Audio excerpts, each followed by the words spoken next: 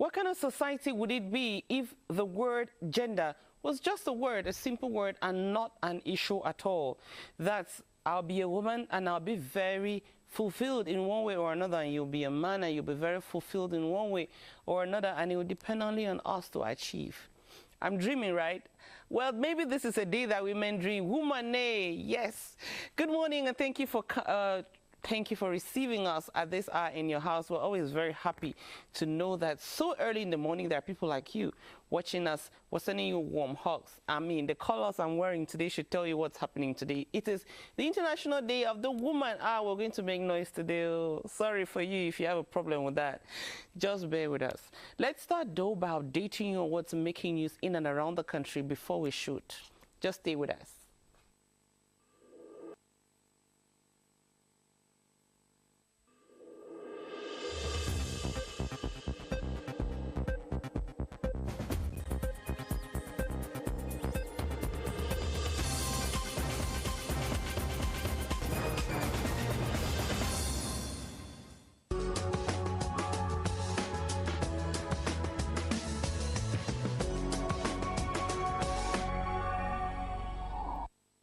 Based on a presentation by Barrister Cecilia Tutuwan of the International Federation of Women Lawyers, best known by the acronym FIDA, 1/3 of all women worldwide are violated, yet only about 30% of the victims report the act. The reasons for the silence, she says, are many. In case of couple, or they are afraid to lose their marriage, stigmatization, like in the case of rape. Ignorance too. Some of our traditional beliefs too do support. It is with the knowledge that the situation is still gaining grounds that FIDA has organized this workshop that falls within the framework of a 3-year project to build community action to end gender-based violence. We are telling women and the society at large that you can actually use advocacy, the procedure of reporting, to end violence against women and girls. For the participants, the battle will now be fiercer. I've learned various forms of violence, the causes, and how some of these things could be prevented. Women in the Southwest region and the general public have also been encouraged to download and install the gender-based violence mobile app, Apps for Women, that helps everyone to track and report cases of violence.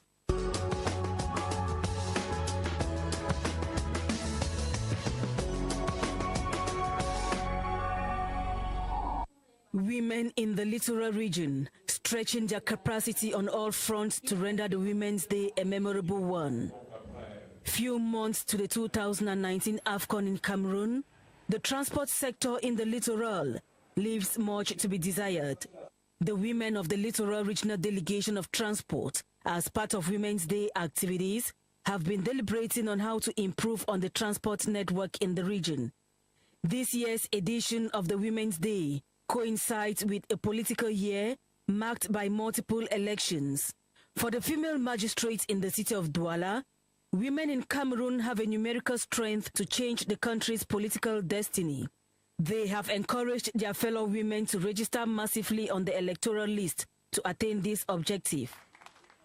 Given that 8th March celebrations are inextricably linked to Women's Day fabric, the women's wing of the CPD Mvuri 5 subsection have donated Women's Day fabric to the party's female militants. Women in the region have also demonstrated their hospitality towards the underprivileged. Over 540 children receiving treatment at the HIV and AIDS unit of the Douala Lakentini Hospital received financial assistance from the female staff of Cameco.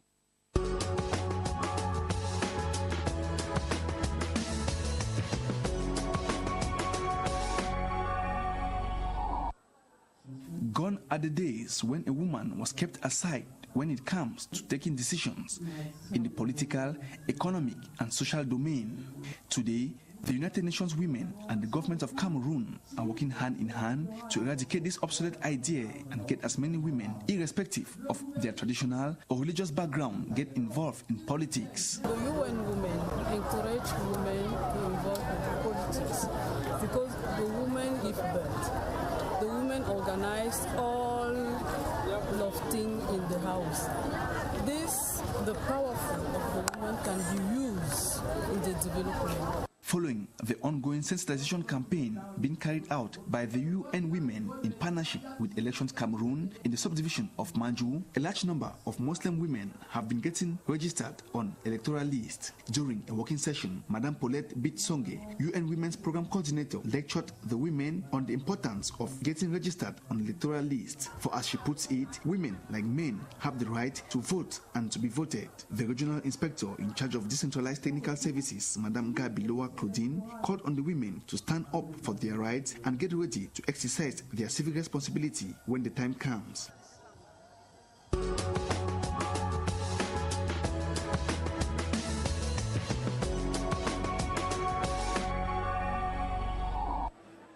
Women from all walks of life gathered at the banquet hall of the Bafoussam City Council, where CONAC officials and administrative authorities enjoined them to be more committed in the fight against corruption.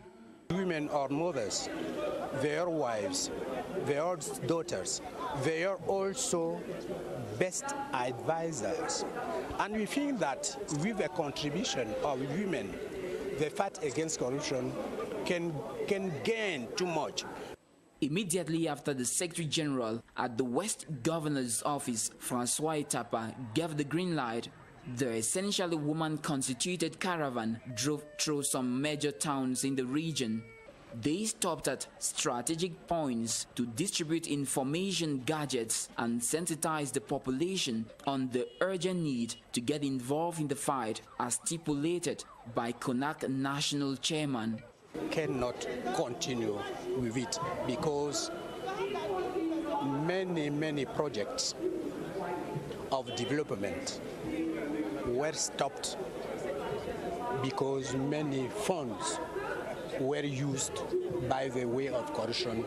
At a time when the African Union Assembly of Heads of State has declared 2018 as the African Year of Anti-Corruption, CONAC National Chairman seized the opportunity to call on all Cameroonians within and without to champion the fight in a bid to guarantee the development of our beloved country.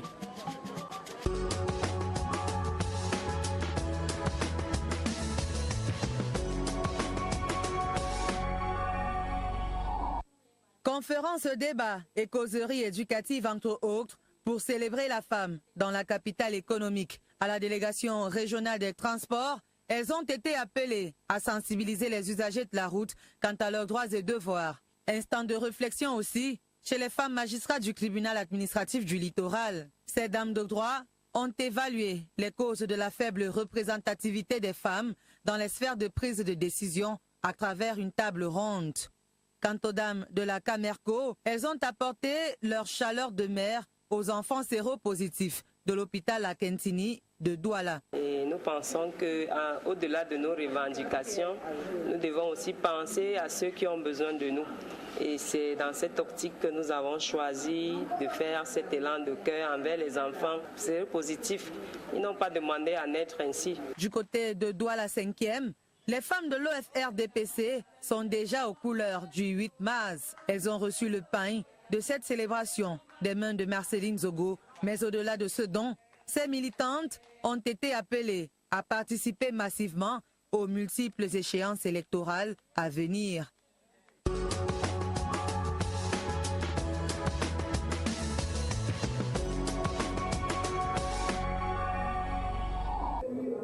La jeune fille de Polytechnique doit se préparer à relever de nombreux challenges, non seulement dans son espace estudiantin où l'on retrouve 90% de sexe opposé, mais aussi dans son futur milieu professionnel. Elle doit donc pouvoir marquer son empreinte par sa qualité de travail et son sens de créativité dans la réalisation des projets d'envergure. L'objectif, c'est d'encourager non seulement la fille polytechnicienne, mais aussi les jeunes filles des lycées et des collèges à s'industrialiser, à participer au développement économique de notre pays. Jeune fille ingénieure à l'œuvre pour l'industrialisation du Cameroun.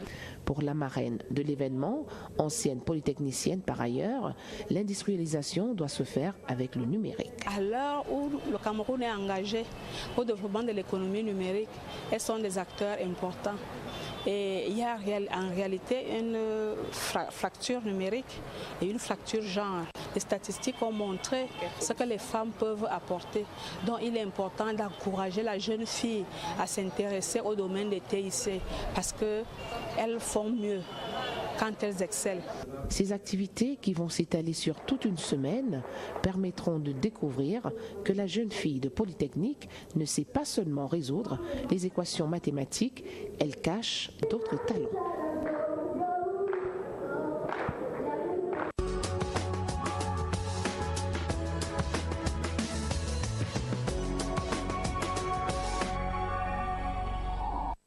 Elle est la toute première femme docteur en théologie de l'église évangélique luthérienne du Cameroun. Et cela fait 7 ans aujourd'hui que la révérende Ada Maïna Jeannette a confié sa vie au service de Dieu. Elle, qui n'avait jamais caressé le vœu de servir dans le ministère pastoral. C'était le feu révérend docteur Yue. Lorsque je lui pose mon problème, il me dit: je vois en toi quelqu'un qui peut être pasteur. Alors je voudrais que tu fasses la théologie. Si c'est pour la théologie, je te donne la bourse. Et là, je lui dis non. Je ne veux pas être théologien, je ne veux pas être pasteur. Je veux la bourse pour continuer, soit en communication, soit en autre chose. Et je ne lui ai plus demandé. Maintenant, l'année suivante, c'est lui qui me rencontre, il me dit: mais tu as demandé une bourse? J'ai dit oui. Il dit: moi je te propose la bourse en théologie. Je lui dis non, je ne veux pas la théologie. Moi je veux, je veux être une grande femme, mais je ne sais pas encore quoi, mais je ne veux pas la théologie. Parce que moi j'ai été élevée par un pasteur. Et la vie d'un pasteur n'est pas facile. Dans un environnement où la femme est toujours reléguée au second rang, confinée aux tâches ménagères, pasteur Ada Maïna Jeannette a dû faire face à de nombreux défis pour s'imposer dans ce milieu qui autrefois n'était qu'une affaire d'hommes. Certains nous acceptent comme femmes pasteurs, mais la majorité n'est pas d'accord de travailler même avec des femmes pasteurs. Mais je pense que dans le ministère pastoral de la femme, il faut savoir s'imposer. Il faut savoir s'imposer par son travail et par son service. Mariée et mère de 4 enfants, cette servante du Christ a su trouver le juste milieu entre foyer et boulot pour combler aux besoins de sa famille. Il faut toujours faire la part des choses. Et lorsque nous sommes organisés, le Seigneur nous permet de faire chaque chose selon son temps. La maison, nous avons le temps d'organiser notre maison et de veiller sur la maison pour que le climat de la maison soit favorable pour tous et pour tous ceux qui y vivent, surtout pour monsieur. Il ne doit pas revenir trouver sa maison sale parce qu'il peut revenir avec ses amis. Il ne doit pas revenir avec ses amis, peut-être qu'il a besoin de manger et que vous lui dites non, comme j'ai mon service à l'église, je n'ai pas préparé. Ça serait même insensé. Épanouie aujourd'hui dans ses multiples tâches, cette femme pasteur est aussi directrice nationale des Femmes pour Christ, une association implantée au sein de l'église évangélique luthérienne du Cameroun.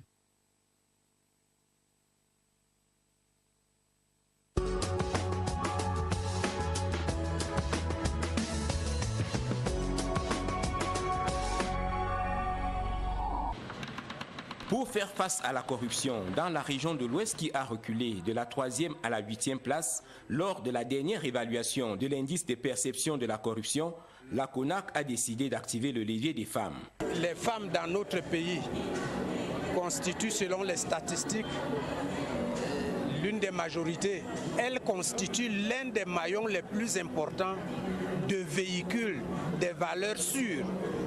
La caravane d'une dizaine de bus a transporté près d'1 millier de femmes dans 7 départements sur les 8 que compte la région.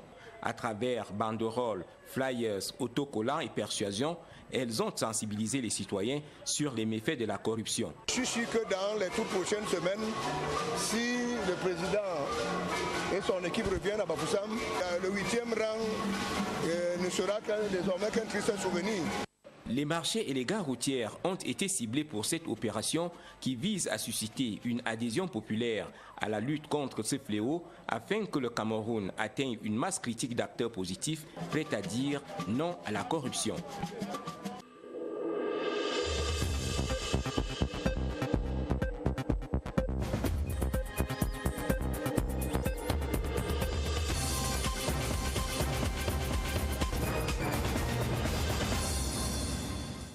Welcome back on Hello Cameroon. Is definitely with a lot of love that each Tuesday or Thursday we're here to help in giving you a better start of the day, and it's with much love that we're here today.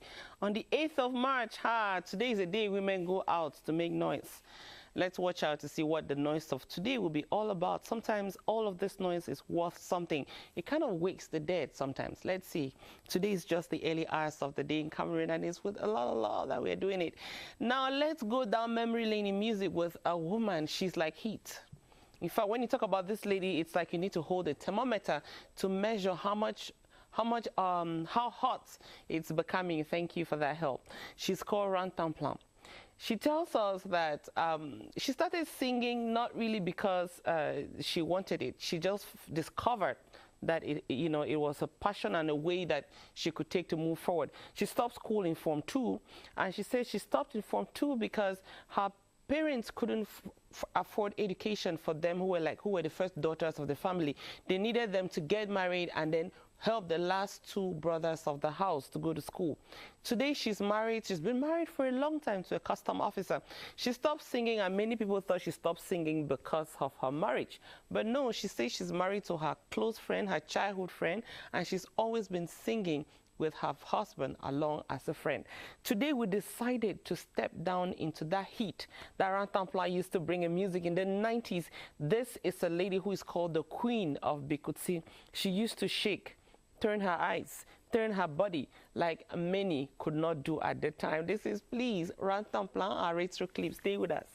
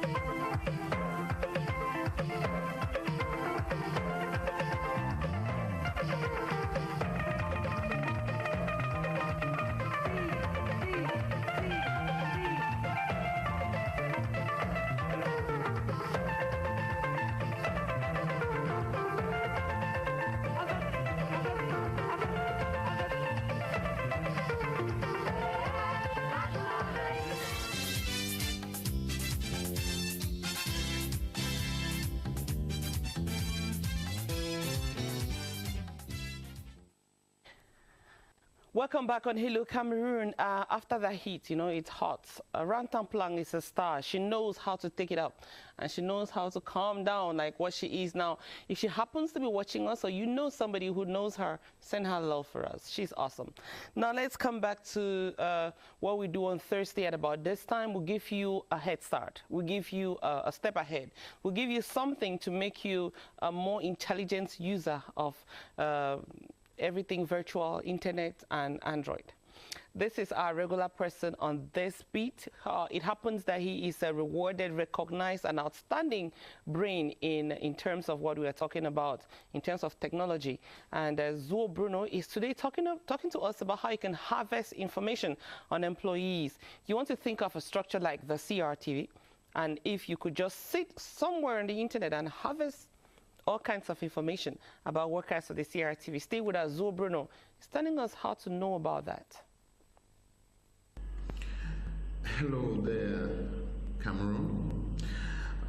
It's a wonderful day, a wonderful bright morning. And today we'll be talking about another interesting aspect of cybersecurity. And we'll just be seeing how possible it is for an unethical hacker to get privileged information at go. And the reason why we call this privileged information is because he's going to have many of them. I explained that. In today's world, it is very, very difficult to bring down an organization, you know, to hack into a corporate body. It's getting more difficult because of the complexity of it. But hackers around the world, unethical hackers, I must say, have realized that the weak spot between this complexity is the employees of these corporate bodies. So what they do is they target the individual employees. So far, it has been almost impossible to target all the employees of an organization. However, with a little bit of programming, which we're going to see, it is quite easy today to target an entire organization. So what we're going to be doing today is we'll be looking at how a hacker, a malicious hacker, can target all the employees of an organization. So come with me as we try to do this. So, like we were saying, we want to see if it is possible for a hacker to target an entire organization. And what are the things that he or she can do? So the first thing we're going to do is we're going to go to the computer, and as you can see, I've already typed a command. The command tells the computer to go into the employee section of the internet and look for everybody working on CRTV. You can see I type the CRTV in capital letters. So everybody working on the Cameroun radio television. Now let's see what is going to happen. So all I need to do is press the enter button, and like I said, it usually takes time, and this is something interesting because patience is actually needed. So we're going to hold on and wait for the records to come in. Okay, thank you for waiting. As you can see, we now have almost all employees of CRTV information being harvested. We've harvested a total of 50 employees. There is Niceline B, who's a journalist, Adam Lajes, journalist, I don't know, expression operator, Pochi So, breakfast TV presenter, and chief of units for program, so even gives us their jobs. Jodene Omboa, journalist and consultant, CRTV, Beth Schooler, line producer, and many others of these people, most of which I don't know, but Of course, you can see their name being written there, and their specific responsibilities that they hold at CRTV. Now, this information is not even supposed to be possible. You know, we want people to know who we are, but we don't want the person to gather this much information at the go. So that was what I was talking about in the beginning, that it is only a problem because he can get all of this at the go. Now, this being possible, what are the mitigations? What can we do? It brings us now to talk about our preventive measures. Unfortunately, for this type of attack, it is virtually impossible to prevent them, because there's no way I can go on air, online, on the internet, and I hide my identity and I say, oh, I'm not working for CRTV, because it's still going to gather that information. However, we do provide employee training to tell our employees how they need to protect themselves when they go online. This by itself is not a major security problem, but because a hacker can find this and begin to target individual employees, then we need to know how to protect ourselves. Of course, at Zoix, we do provide this type of training, and we are hopeful that next time in this series and our next video, we're going to be showing you what you as a person, an individual working for our organization, can do to protect yourself. So thank you very much and have a nice day. Thank you very much, Zoe Bruno. And should I say thank you for showing us how vulnerable we are? That's the point of this law, though. Thank you, definitely. Thank you from the bottom of my heart for showing us some of those things that we need to pay attention to. Now, it's International Day of the Woman. It's Women's Day, or Women Day, you know. If you see any woman wearing a kaba like this today, please show only love. Every other thing that you have, please keep for tomorrow. Today is only love that we'll take. And I'm so happy that I'm talking, and my first guest on the program is nodding. He's not a woman, no. He's not wearing this cover. Good morning, Gwang Franklin, and thank you for being our first guest on this International Women's Day program. How are you? Good morning, Pochi. I'm fine. Thank Hello, you. today is a women's program. Don't mind what was there.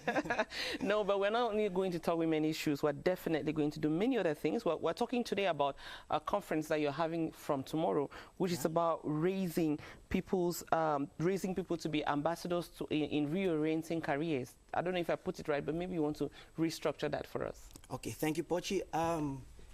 Diamond Worth International, which is the NGO we are talking of here, is a non-governmental organization and created in 2014, and which has as aim career coaching and youth development. Okay.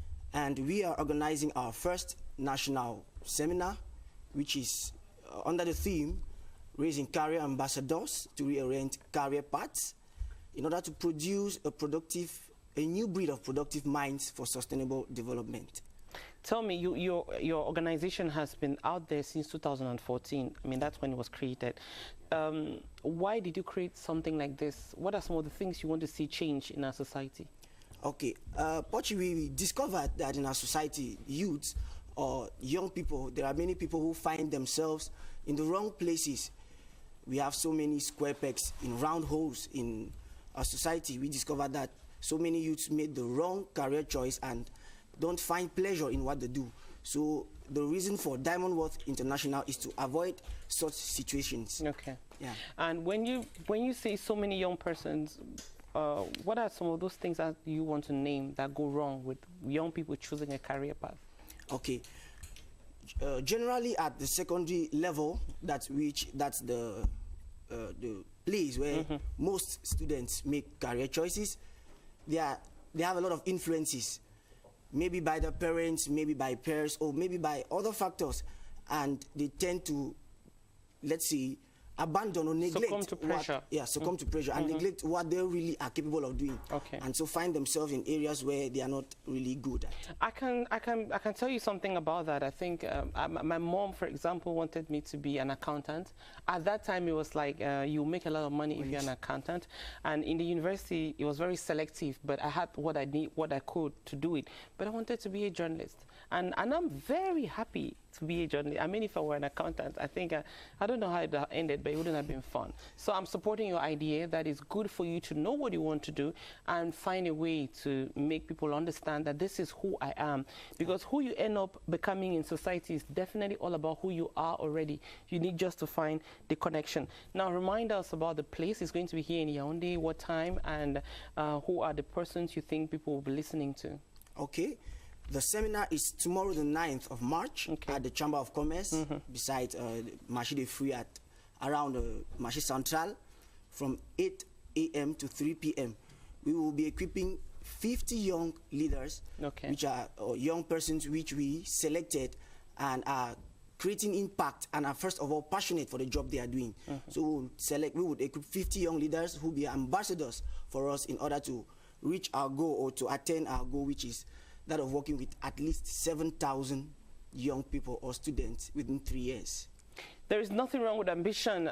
Some would say dream big.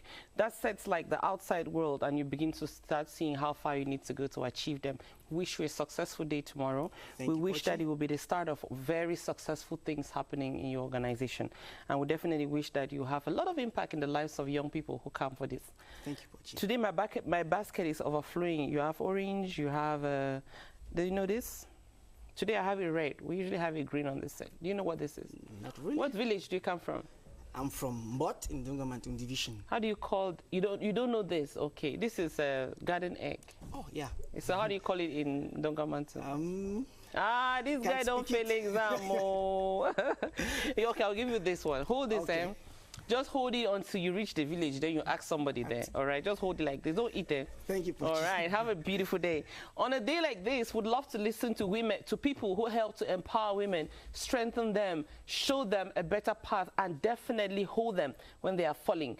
One of such is the Executive Director of UN Women here in Cameroon, and this is what we want to share with you.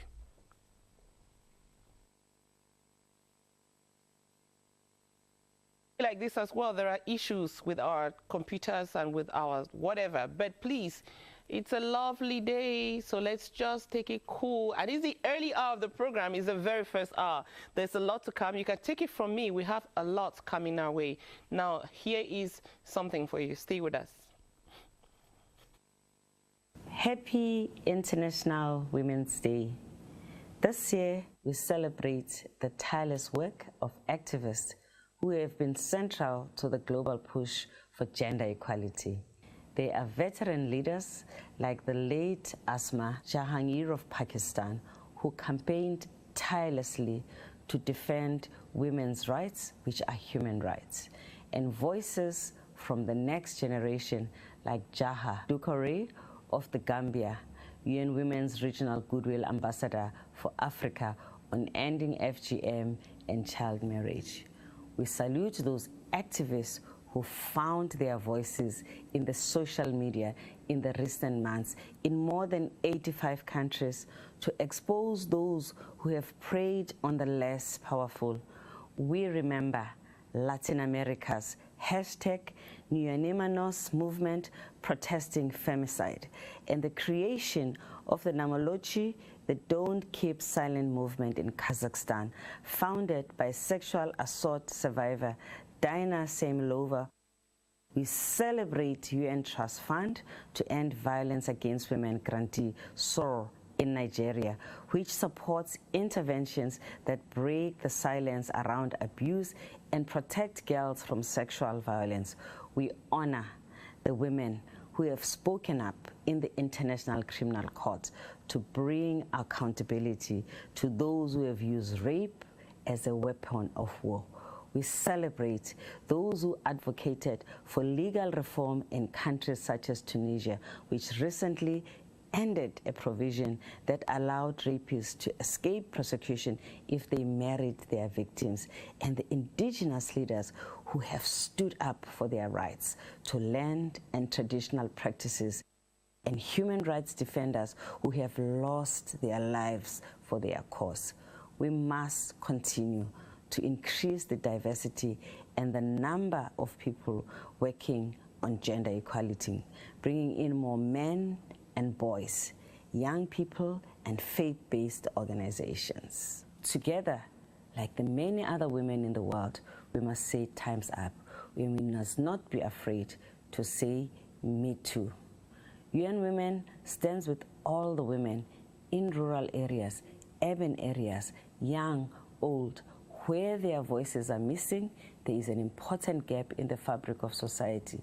Through engagement across all sectors of society, we can bridge that gap and move to a better world, a world we all seek.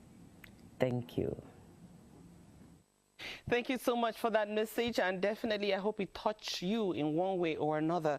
I'd like to say that this day is for women, sure, but it's for everybody.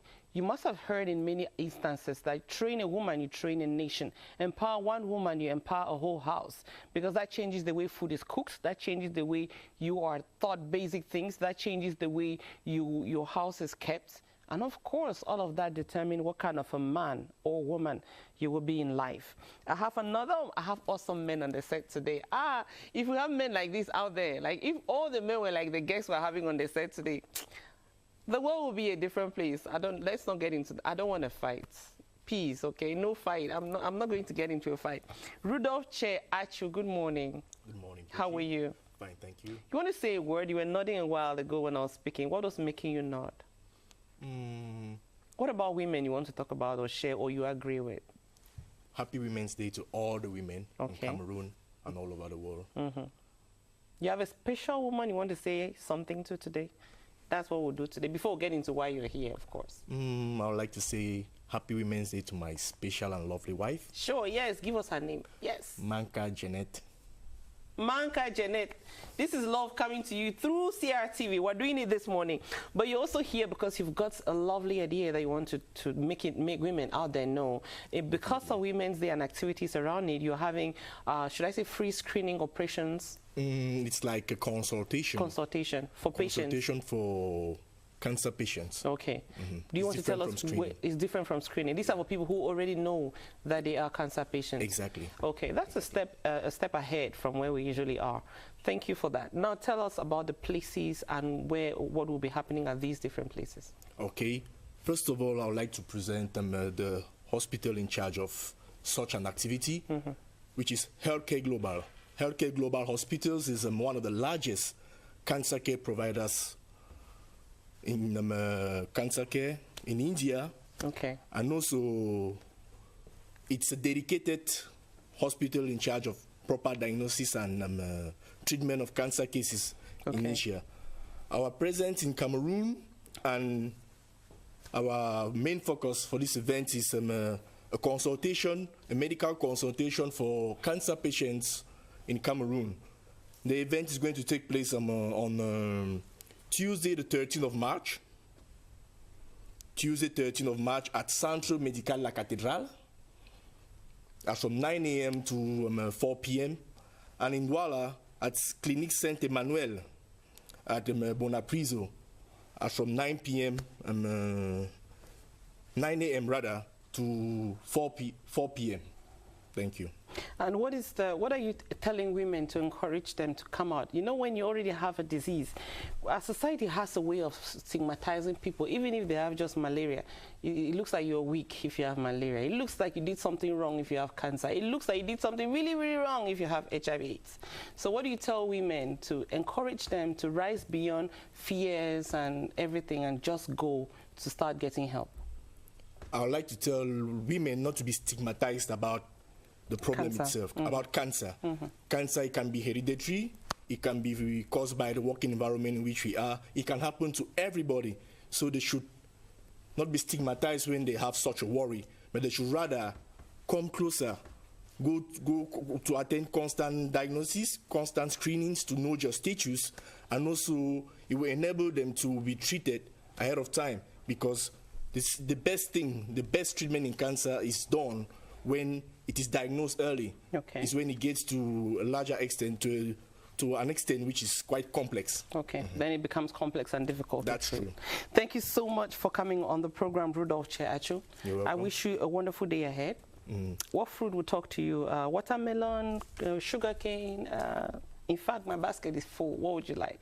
A banana. A banana.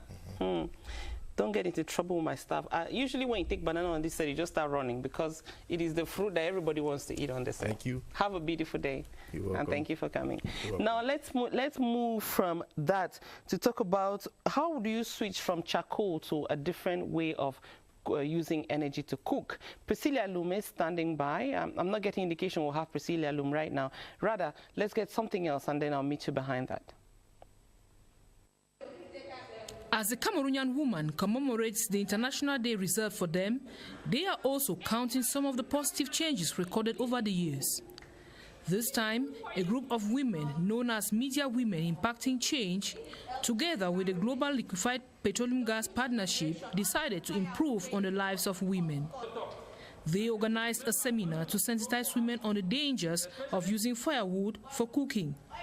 We are trying to change, women's way of cooking, making them switch to a better alternative of using clean fuel for cooking, for everyday cooking.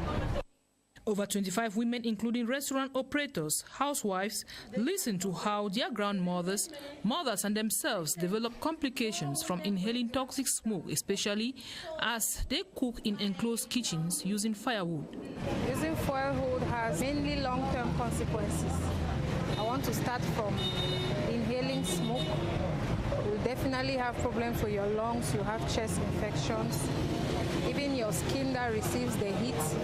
In the long run, you lose all the hair around your skin, and then you have cold issues. You have problems with body regulation, you have fevers that come up and down. And then also, relating to the respiratory tract, so it is suffocating because the end product of the wood it contains carbon monoxide, it contains sulfur dioxide. We hear of stories where women leave children in their house while they were cooking, they rushed to the market, and on their way back, the children have all died in their house. It's because the end product of this carbon monoxide is suffocating. I feel even my eyes, I cannot open my Bible and really see what is inside, except the teaching Bible that is having big writings. So, to better their cooking conditions and also improve on that for their girl children coming up, they are encouraged to use clean source of energy. I cook achu every day, I cook ero every day, I cook Irish, but not every day. I cook dole and plantain, maybe sometime with yam. I cook rice and granite soup, maybe sometime with tomato stew. I use firewood for 1,000 every day, and I use sawdust for 500 francs every day. Even when I'm using firewood, I also use it, so as to make many fireside and finish fast. They were also schooled on the opportunities available to purchase a cooker, the gas cylinder and other accessories. In this case, the women must be wise in gathering resources. The change is coming from that the woman should start learning to do her things by herself, not waiting for the man to do it. And so if you heard what the women were saying inside there, that they will start keeping their monies, 200 francs a day, until they're able to buy a gas bottle when the gas is finished. Presently, we came up with a micro-loan scheme whereby women in Cameroon can purchase this gas at affordable price, and they can pay at their convenience. They can pay instrumentally at their convenience every month, and within the period of 6 months, they can finish up the payment. An initiative like this in the lives of women have to be supported by men who also partner with women for better living conditions in the families. I grew up to eat a fruit that was prepared on fireside. But you see, with the modern world, as we are in town, and when we go in houses where there is no space, we are forced to eat a fruit that has been prepared on a gas cooker. There is no difference in the taste. It demands some education to let the men know that telling your wife to cook on the fireside is not some punishment you are giving her, but rather you are making her contract some diseases. This sensitization by media women impacting change has to continue because the 25 workshop participants will serve as relay agents in their different associations and neighborhoods. Because if households switch to cooking with bottled gas, they will also save time and money used in purchasing or fetching firewood. The health will be guaranteed and the environment will be protected. Thank you very much, Presidia Lumu, for giving us that report on alternative ways and healthier ways to cook in our homes. Now, let me read this message, which is a bit long, but you want to bear with me. I'll try to read as much as I can. On this day, we take all the love. We try to grab all of it. Even if our arms are failing us, we'll grab. It says, Happy Feast Day to all the women worldwide, especially the very dynamic, the very charismatic, charming, and succulent, she says, Cameroonian women. You are all models in varied fields, whether rural, urban, whether rural or urban, you matter. After Beijing, it's live, and I think you have been sufficiently conscientized. Woman, you are golden. Woman, you're teacher, you're a jack of all trades. Happy celebration and no excesses. This is coming from Ernest Akufo. I hope your message went across. No excesses, he says. It looks like our excesses are beginning to scare people. So this year, let's put the excesses behind. I hope it stopped in 2017. Now let's go to Kribi 2 municipality and meet a woman there. Her story is told to us by Joyce Abigail. This lady is Lidi Sopi Maove. She's the second assistant mayor of Kribi 2. Stay with us. This is Kribi, headquarters of the Ocean Division found in the southern region of Cameroon. Today seems just like every other day, an atmosphere where people are going about their daily activities. In the heart of Kribi is a lady who has emerged to be an exemplary figure, and through hard work and determination, she has today become a source of inspiration and stronghold to many. Her name is Lidi Sopi Maove, the second assistant mayor to the Kribi 2 Municipal Council, and this is her story. I'm a Batanga girl from Kribi. I was born here in Kribi at the hospital of Kribi. That means here in Kribi, I'm in my own village, first of all. I am in my own village in Kribi. In my family, my mother has 9 children. I'm the second. I have a big brother. Then I have 7 others behind me. With my father, we grew up with everything. But since he left, it was at 1998. I think it's 20 years now. Things started to be very difficult for us. I was still a student in the Lycée of Kribi. I was still a student there. And all my small sisters and brothers too, some were still at the primary school. Things were not easy for us. Things were not easy. We tried and tried. My mother tried. She was crying every day, and she was crying at each month of September when schools have to begin. She will just cry like that because the husband died at that month.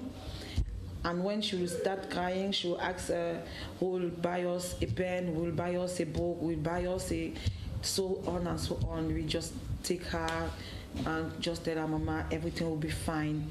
Just give everything to God, everything will be fine. That's how we grow up here in Kribi. I sell eggs with bread, with sardine. I do that every morning with beans. I started sell everything so that I will have something to just help me to go to school. I do that. And when I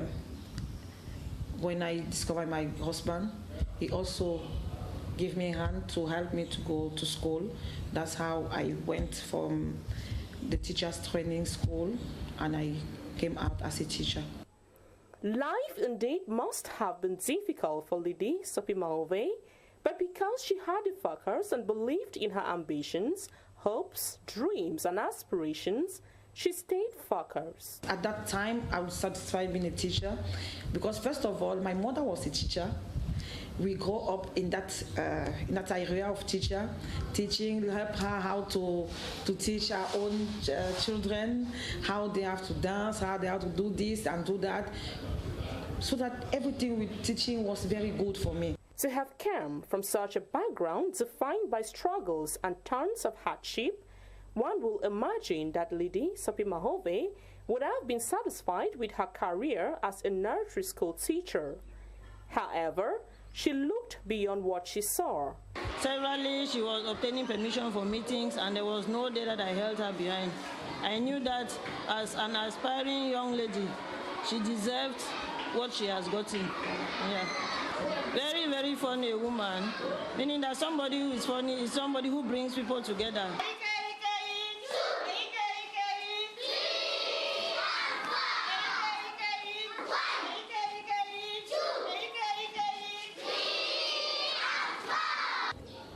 In the quarter, I have one niece.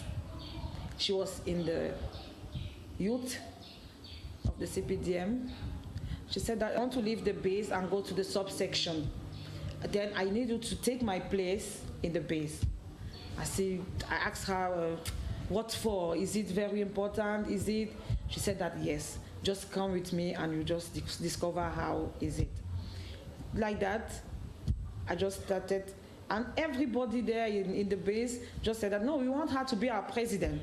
We want her to be our president. I just took the post like that. Everybody said yes. They just clap on their hands, and I started as president on the base. I think what makes me different is that I like to be with everybody first. I like to understand the problem of everybody. And if I can, I will help them to solve their problems. The first person who believed in me is the Senator Grégoire Mbamba. He was the one. He took me from nothing and he bring me up with advice. When it is not good, he said that it's not good, just try and do like this, just try and do like that. I follow the advice of the senator, and today I'm here. A challenging and demanding task it had been so far, but like fine wine, she tastes even better as the years unveil. The life is not so easy at all. You have to work hard to be what you belong to be. Though they don't have to they should not be discouraged because there is one difficulty here and another one there, because they will started sell arrow and fufu. They think that with that arrow and fufu they cannot be anything. No, they have to do their jobs and they have to do it very well, so that when anybody will pass there, they will say that here was a woman who did her work and did the work very well. Aside being a mayor, she is a wife and mother to 3 kids. She enjoys the outdoors, sporting activities, and music. L'amour, c'est tout ce qu'il y a au monde, de laid, de beau, de triste, comme le disait le Christ. Et puis c'est tout, l'alpha et l'oméga, le début et la fin, l'amour ne peut finir. Going down through memory lane in a bid to understand where Lydie Sopimaove came from, her present state, and what the future holds for her, serves as a constant reminder that you can still turn it all around. If you believe, hope, and work in perseverance, you would definitely define life as live, laugh, and love. It takes you to move from grace to grace, and even more, transform your disabilities to abilities. Lidi Sopi Maove would like to have a mayor like that, the one who dances with the children, who goes down, you know, and comes back up and goes back to her office to carry out the duties that she's called upon to carry out. Thank you so much, Joyce Abigail and Jano Elomo, for bringing us this lady's story. Now, this is a young talent who's chosen on this day to put out a song about mothers. It's almost close to Sweet Mother. It's just a young talent that touched our heart this morning. He's called MC. This is a song to all mothers, and you mustn't deliver a baby. You mustn't have a baby of your own to be a mother. You must only have the heart of a mother. If you have one, this is for you.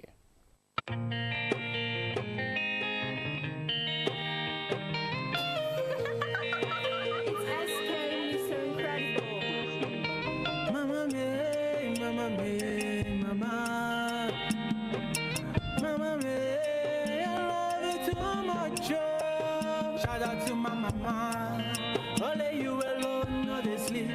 She dey carry me with the ease, even times when she dey sick.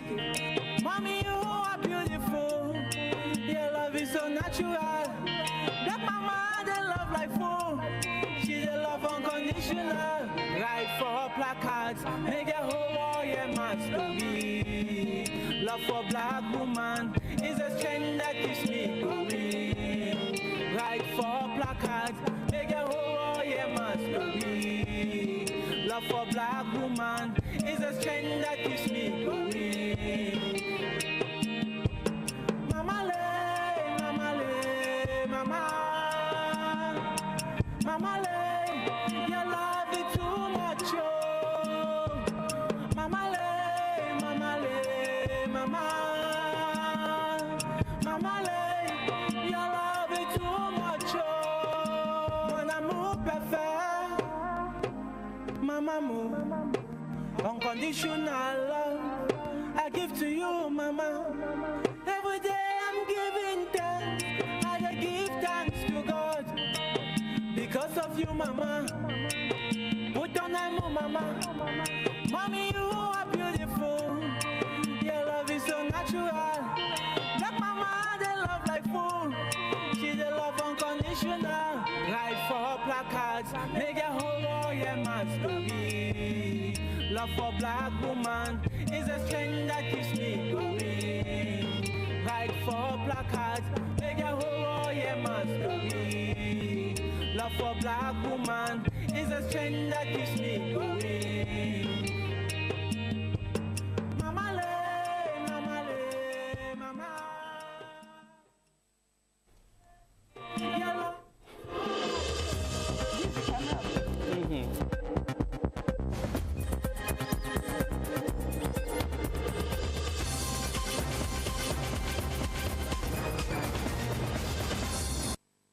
Happy Women's Day to all women in Cameroon and out of the country. Welcome to our 7 a.m. edition, coming to you live from Yaoundé, Cameroon. Today is the 8th of March, the 33rd edition of the International Women's Day, observed in Cameroon, where women clamor for their rights. Cameroonian First Lady Madame Chantal Biya will today at 11 a.m. preside at the March Past ceremony to mark the day, expected to unite women from all spheres. The March Past begins at 11 a.m. at the May the 20 Boulevard here in Yaoundé, and the event shall be transmitted live on the Cameroon Radio Television. Before today's commemoration, it was a group of determined women of the Ministry of Economy, Planning and Regional Development who stepped out to learn how to be financially autonomous, guided by the coordinator of More Women in Politics, Professor Justine Difo. The roundtable conference was in prelude to today's celebration. We have details of this story with Natasha Lehman-Losha. Statistics from Cameroon show that women represent more than half of the population of the country. But as far as carrying out important projects is concerned, they still lag behind. It is in this light that organizations, NGOs, and the governments are doing all possible means to sensitize women to be economically autonomous and creative, so as to contribute to the development of the country. We have to be conscious that we have to take care of ourselves, we have to contribute to the development of our country, because it's not like in the past where women were just accompanying men. We think if you want to say, not that we are equal, but we have to be complementary. During the roundtable conference held on the theme, Women's Autonomy for a Better Leadership, the panelists called on women to be creative, develop important projects so as to be at the same level with men by 2035. More women were equally urged to join the agricultural sector so that they will represent at least 20% as prescribed in the objectives for Cameroon to be an emerging economy by 2035. And in the same light, women of the Prime Minister's office showcased their knowledge of the rich cultural heritage of Cameroon through a dedicated to the promotion of multiculturalism and living together in Cameroon. The Cultural Day took place at the Esplanade of the Prime Minister's office, and one of us was part of that ceremony, Sisako Tanko.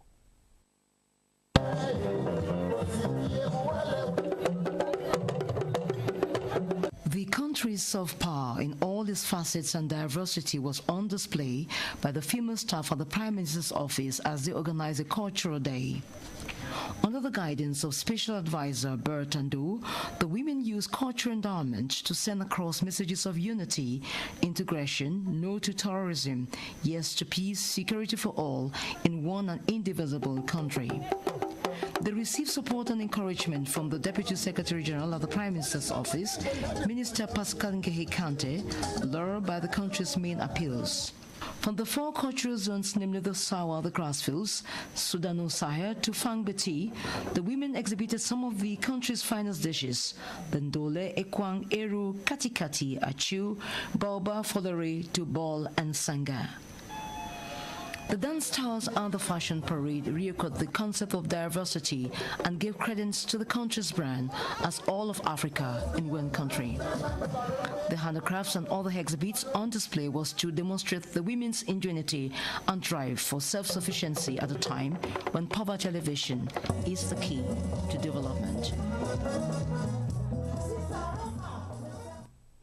And on to something else now. Graduates of the Faculty of Industrial Engineering of the University of Douala are caught up in a tussle with the National Order of the Corps, whose refusal to integrate them is at the origin of the problem. Members of the order argue that the integration of students is out of question, given that their specialized training in civil engineering is contrary to the laid down circular.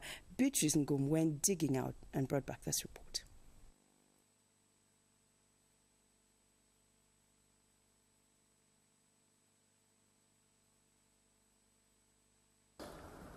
The oath-taking and installation of the Pioneer Secretary General of the Constitutional Council sets on motion the administration of the institution.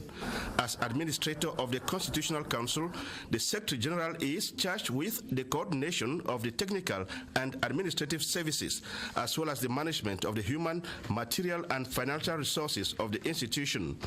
Considering the important role the institution has to play as a judge in the constitutionality of laws in our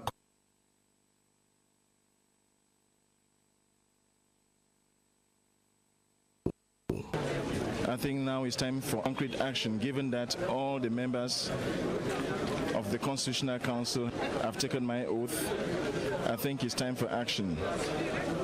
Ask not what your country can do for you, but ask yourself what you can do for your country.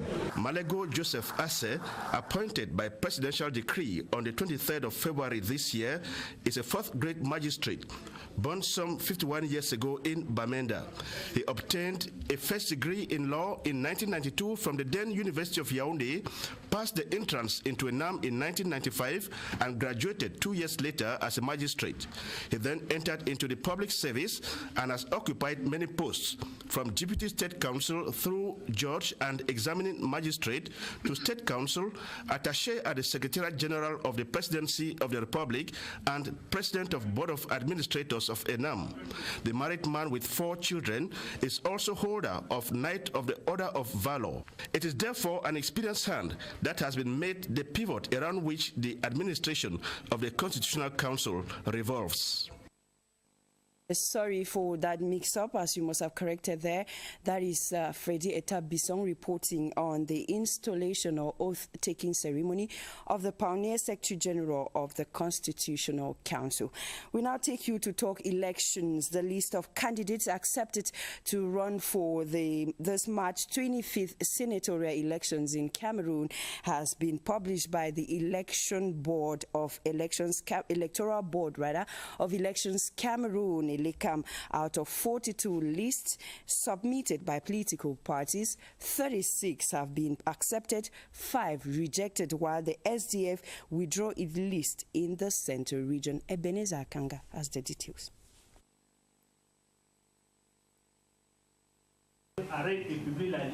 The solemn publication of lists of candidates accepted to run for the March 25 senatorial elections was done before the press and representatives of political parties. Deliberations were conducted within an atmosphere of frank collaboration, discipline, and rigor. I invited each and everyone to demonstrate objectivity, duty consciousness, and patriotic commitment. In a nutshell, the objective was to consolidate ELECAM in its missions of organization, management, and supervision of all elections, operation, and referendum.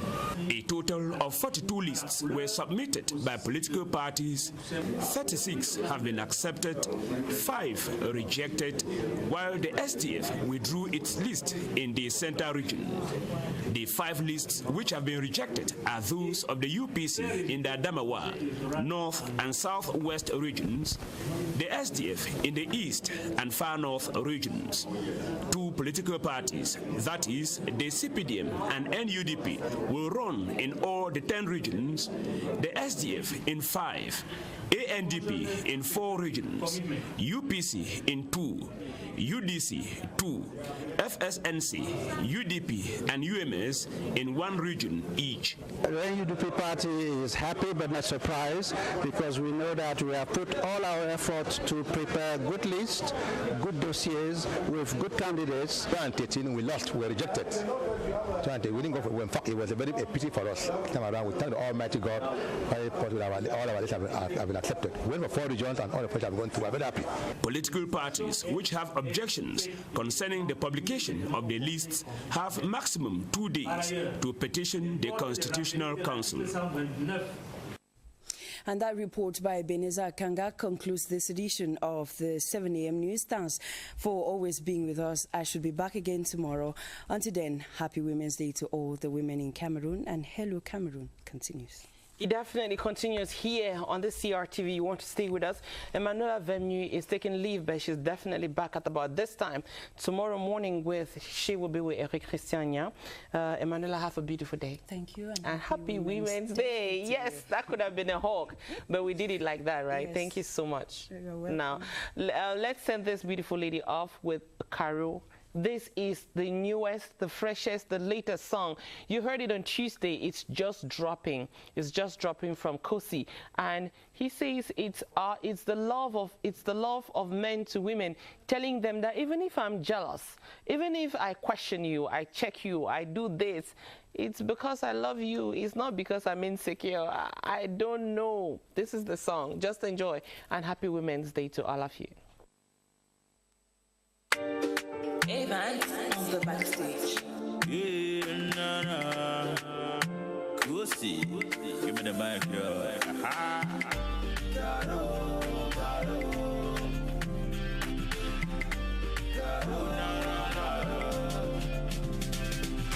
Déjà me fatigué, cet amour dans l'énergie supplémentaire. et j'étais beau. You mean like numbers are they calculated? My friends are getting busy because I give my all and even the little time I used to be with them is gone, but I get me with you. Back to back, looking at you from head to toe every day and every night. Yeah. Carolina, t'inquiète pas, jusqu'à la mort, je t'aimerai. Mon bébé, je serai là. Tu sais que tu veux, moi je ferai tout pour toi. La fille, j'ai dit non, bébé, j'ai dit non. La fille, j'ai dit non, bébé, j'ai dit non.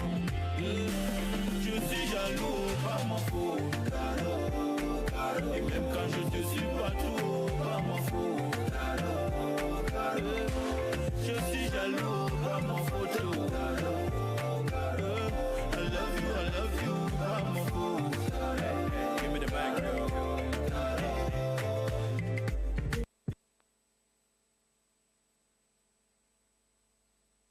For you, Caro, and I go take a risk not just to be with you, Caro. Climb to my Fakona just to meet my babe, Caro. Jump into river, hold it to a swim for you, Caro. Okay, now let me take it slow, you get me well. I know they misbehave for days, but I'll soon get better. I got a lot to prove, sometimes they call you Auntie Brenda. No been a team to joke, baby, your love can't go jusqu'à la mort, je t'aimerai. Mon bébé, je serai là.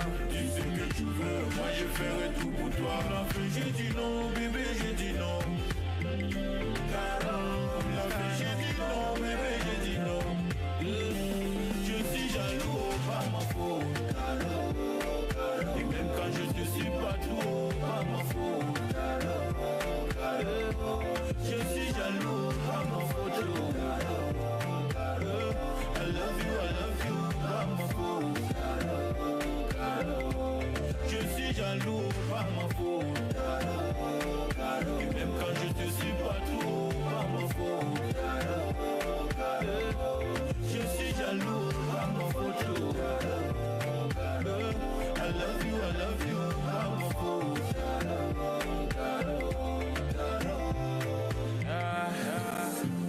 Caro, give me the mic. Carolina, see as you make me misbehave for your back. Anything for you, Caro. And I don't take a risk, I just to just to reach my babe, Caro. Je suis jaloux, pas ma faute. Et même quand je te suis pas trop, pas ma faute. Je suis jaloux, pas ma faute. I love you, pas ma faute. Hey, Mr. K-Mix. Give me the mic, girl.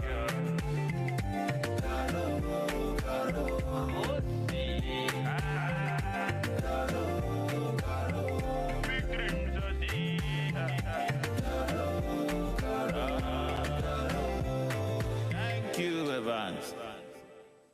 For the sake of it, every woman is a Caro this morning. If you are a Caro, of course, it's your log now. But we are all Caros this morning. What will you do about that? Okay, well, if you are called Awa Clarice Mulu, you need to wake up from sleep if you're hearing this in your dream. Today is your birthday. Happy birthday to you. And definitely, you know what we say, right? Paint the day your color. It doesn't matter that your birthday falls on this day, that each day women wake up and they're making noise all over town. You can make the louder noise because it's your birthday and there's just one day like that for you in the month. Sophie Ornella Mba Sophie, that's my baby. Happy birthday to you, ma'am. It's my baby who now has a baby, so I'm a grandma. Happy birthday to you, sweet girl. Fuen Rilindis as well, and So Miranda Lum. Happy birthday to all of you. I also want to tell you that if you know Senior Pastor, it's one, I was going to say one fair-looking boy who makes people laugh. He has a laughing ministry, that's how he calls it, or the laughter ministry. And he does comedy in churches. I mean, he's a star in making people laugh in church, where people usually go to only be serious. Senior pastor's birthday is tomorrow. If you know him, please just get your cup of water ready. Because there's no reason why when it's 0 hour, senior pastor is not up yet trying to take full control of his destiny. Don't give him an hour of sleep as from midnight today. Because he'll be a year older and want him up, running around, making noise, disturbing, so that the world should know there's somebody who is living called Senior Pastor. And he was born on the 8th of March. Thank you so much, all of you who are watching us at this hour. If you know somebody whose birthday it is today, we will encourage you to show love to that person and nothing else. Talking about love, this is what Ngoran Derin says to women. If you are a woman or you love women, and many of you do, I know, just listen to this. He says, I have plenty of women in my life I would have loved to talk about, but my mom, Mrs. Ngoran Benes, is on my mind. She is on top of the world and a perfect definition of a superwoman. She never gives up on me, even when I deserve it. She has transformed my life from day one up till now. They are powerful, productive, and the list continues. Happy Women's Day to every woman. We're talking about Ngoran Benis there, but that actually can refer to can just mean the same to every woman out there. If you're watching us and you're a woman, no matter your age, even if you're just 2 years old, you have a great destiny. Go out and achieve it. Bodwin Summer, haha.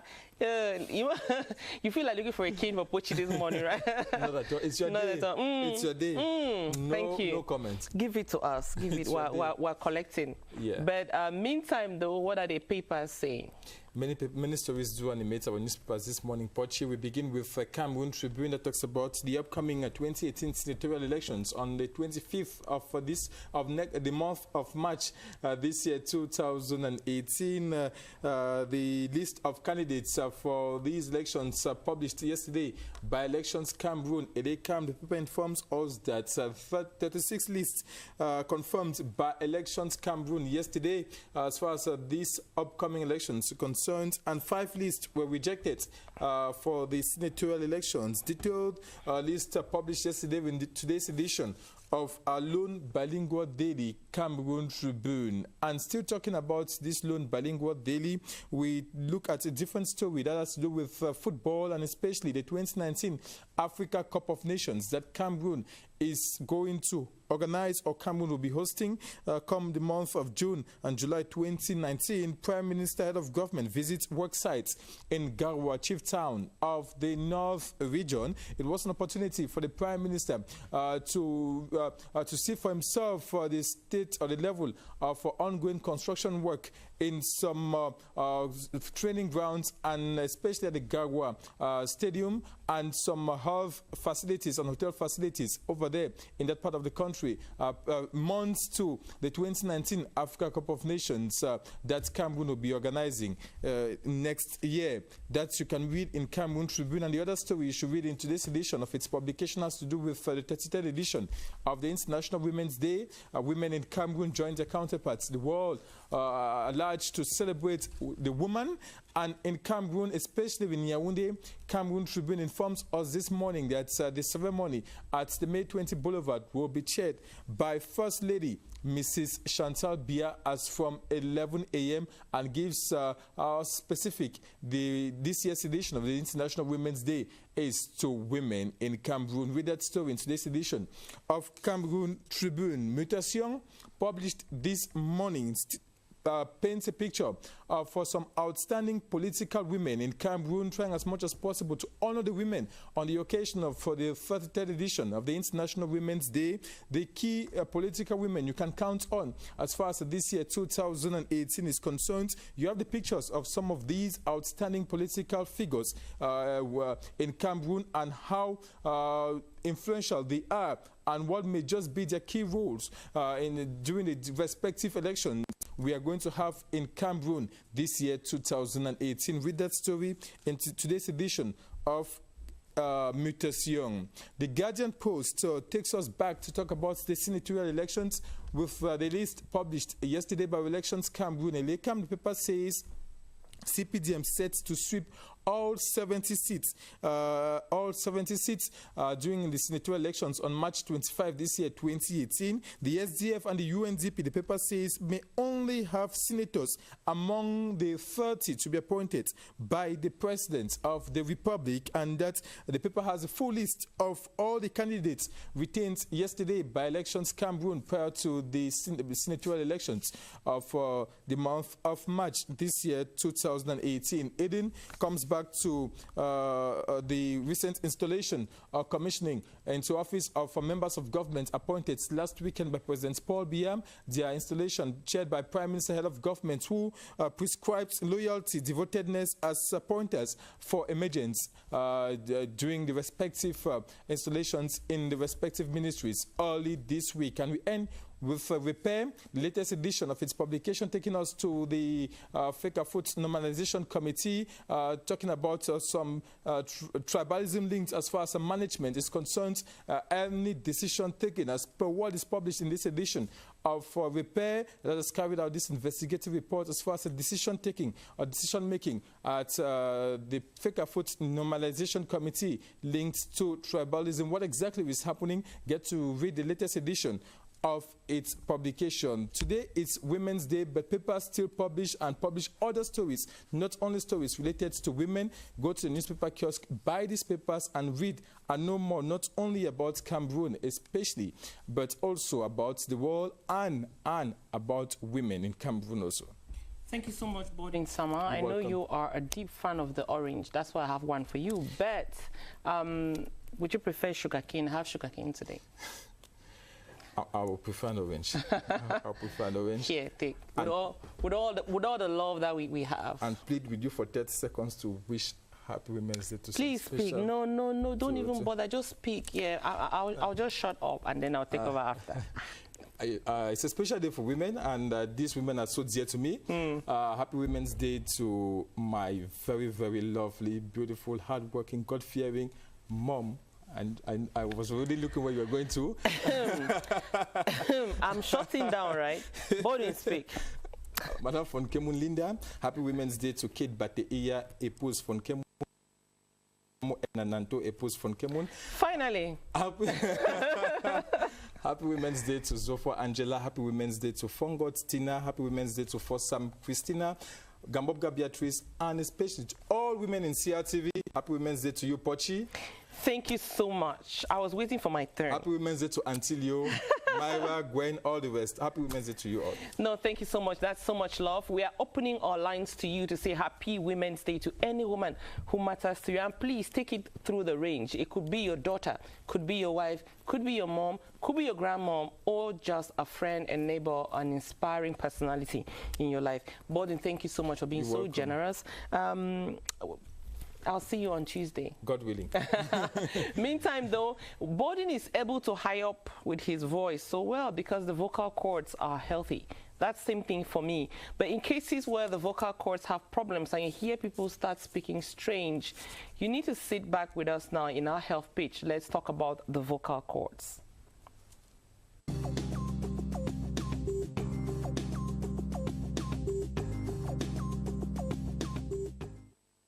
The vocal cord sits at the top of the windpipe. I'm sure most of us know what the windpipe is in the layman language.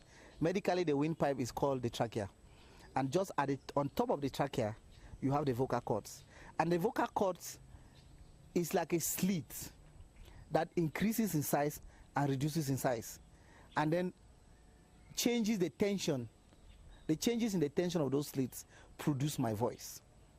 So when I speak, my vocal cords are vibrating, and the variation in the length of that vocal cord and in the tension of the vocal cord gives you my voice, and that voice has a quality which you call pitch. I think that's what I would say for the layman. There are about 8 to 12 muscles that contract on the vocal cords to give you the voice quality that I have. If any of those muscles has a problem, then there will be a change in that voice quality. The voice play a key role socially, economically in the life of a man. So it is very, very important for us to take care of our voice. And there are some basic things that we need to do about for the voice. For example, when you are going to be talking for 1 hour, for 2 hours, for 3 hours, like some teachers do, like butchers do in the market, or like musicians do, or like hawkers do, like journalists do. You need to always have a bottle of water with you. So as you talk, you take sips. As you talk, you take sips. To be able to get this quality of voice I have, it has to do with 3 factors: the muscles, the length of the vocal cords, and the tension in the vocal cords. And a lot of things can be done to change that. You can work on the muscles, you can work on the length, you can work on the tension of the vocal cords, and that can give you a particular pitch of voice that you want. But what you must also know is that that can also take it away. And there is no guarantee that what you want, you will get it or will come back. It can be done. That can really be done. When we are talking like this, the vocal cords are vibrating and air is coming out from their lungs. That vibration of the vocal cord is caused by the air that is coming out from my lungs. So you can train yourself to vary the way that air comes out from your lungs or even from your abdomen. So basically some people are able to work on that and change the pitch or the frequency of their voices, and that manifests itself in what we hear. So it's possible to work on that. But now I must tell you that I, as a medical doctor, where I come in as an ENT surgeon or a laryngologist is the fact that somebody like you that has a very beautiful voice and you use it for over a long time, that voice can be affected by so many things. You can have a growth, what we call a nodule. You can have what we call laryngitis and inflammation of that voice. You can have edema, inflammation of the vocal cord. You can have edema of the vocal cords. Then I come in because I can remove the vocal cord nodule. I can look at it and advise you on what to do or what not to do. There are people who have a condition that we call in ENT or in laryngology, laryngopharyngeal reflux. There are people that at one point or the other, the contents of their stomach reaches the vocal cord. And there are certain types of food that when you eat, it predisposes to that. And if you constantly have your stomach content reaching your vocal cords, you can have inflammation of the vocal cord, and that can change your voice. You can develop a vocal cord nodule, and that can change your voice. For people who use their voice a lot, journalists, teachers, when you are going to have a long talking appointment, you should have a bottle of water with you. As you talk, you should take sips.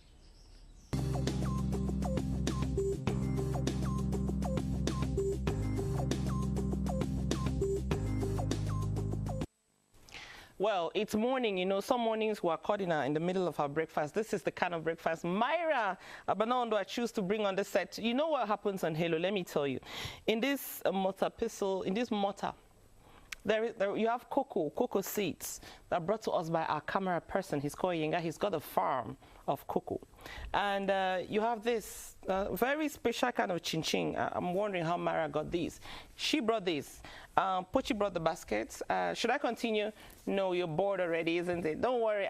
Today you allow women to do as they like, you know. Even if they want to go crazy, just tolerate, just bear. Open your heart as big as this. Charles Ebune, good morning. Good morning, President. How are you? I'm good. Happy to have you here. I'm glad to see you. Right. Before I go to you, because we're talking about the International Day of the Woman in a day in history, sure. I just want to remind those of you watching us that there are some free sessions for persons who already know their status as cancer patients. If you are in Douala, you might want to go to the Clinique Saint-Emmanuel, which is in Bonapriso. Look for it on March 14 to get free help with your cancer problem. And if you're in Yaoundé on March 13, you want to go to Centre Médical La Cathédrale to get free help for your cancer issues. This is, if you want to know more in case you're missing this information, you might just want to text hello and we're happy to share this information with you. If you have cancer, you need to know that people care about you, and that's once in a while there are some people who are able to give you free attention. That's all we're talking about. Now, today is the International Day of the Woman. In case you are wondering, in case you looked at my kabangolo, that's how my daughters 3 and 5, they call kabangolo. You're wondering why we're wearing this. It's because it's the International Day of the Woman. It is that day where women go out and draw attention. So you'll be seeing us draw a lot of attention today. But somebody who is drawing attention to how this day started and what it means is Charles Ebune on a day in history. Charles.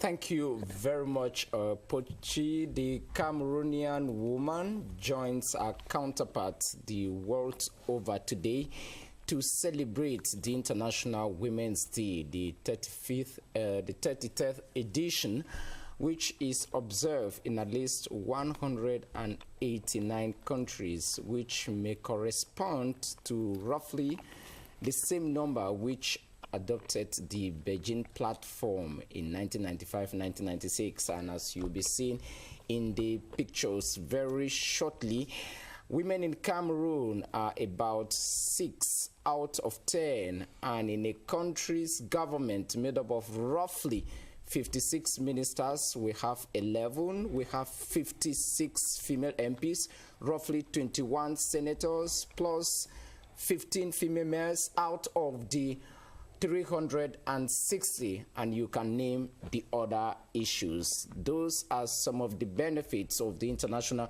Women's Day, as the Cameroonian woman showcases what she knows to do best along her partners in the world. Now, let me recall to you what happened for the International Day of the Woman to come into existence. As you can see in those pictures, that is the condition under which some women were working at the turn of the century. The conditions were not the best, and so in 1908, garment workers in New York, United States of America, staged a protest to condemn the conditions of how women were working, and the first Women's Day celebration in the United States of America was on February 28, the last day of the month of that year, of the month of February. And after that, another conference was held in 1910 when the International Socialist Movement decided to back the trade union of women to improve their working conditions. And a year after, in 1911,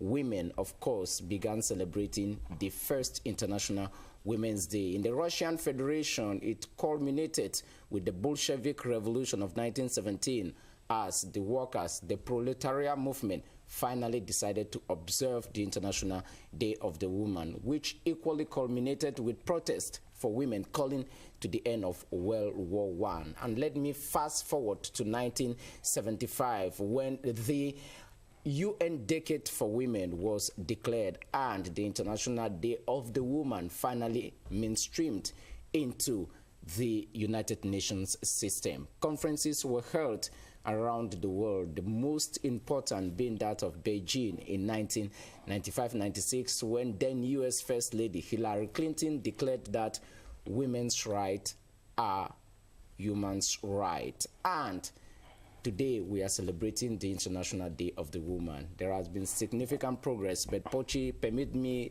outline 3 women in this entire episode. First, in the Muslim world, it was a huge success for the women's rights movement, the right to vote in France 1940. In the UK, you know the stories of Charlotte Bronte with Jane Eyre and how it unfolded. The fact that we had the first female prime minister in the Muslim world in 1988 in the name of Motrama Benazir Bhutto, who was gruesomely murdered or killed or assassinated in 2007, was a significant movement. She came from Pakistan, and let me stay in Pakistan to name one of the most courageous ladies of our generation, Malala Yousafzai, the youngest Nobel Peace Prize laureate, who of course escaped being killed seeking to go to school in the Swat Valley in Pakistan by the Taliban. And I conclude with some of our African women, and I stay in Liberia, where Ellen Johnson became the first female elected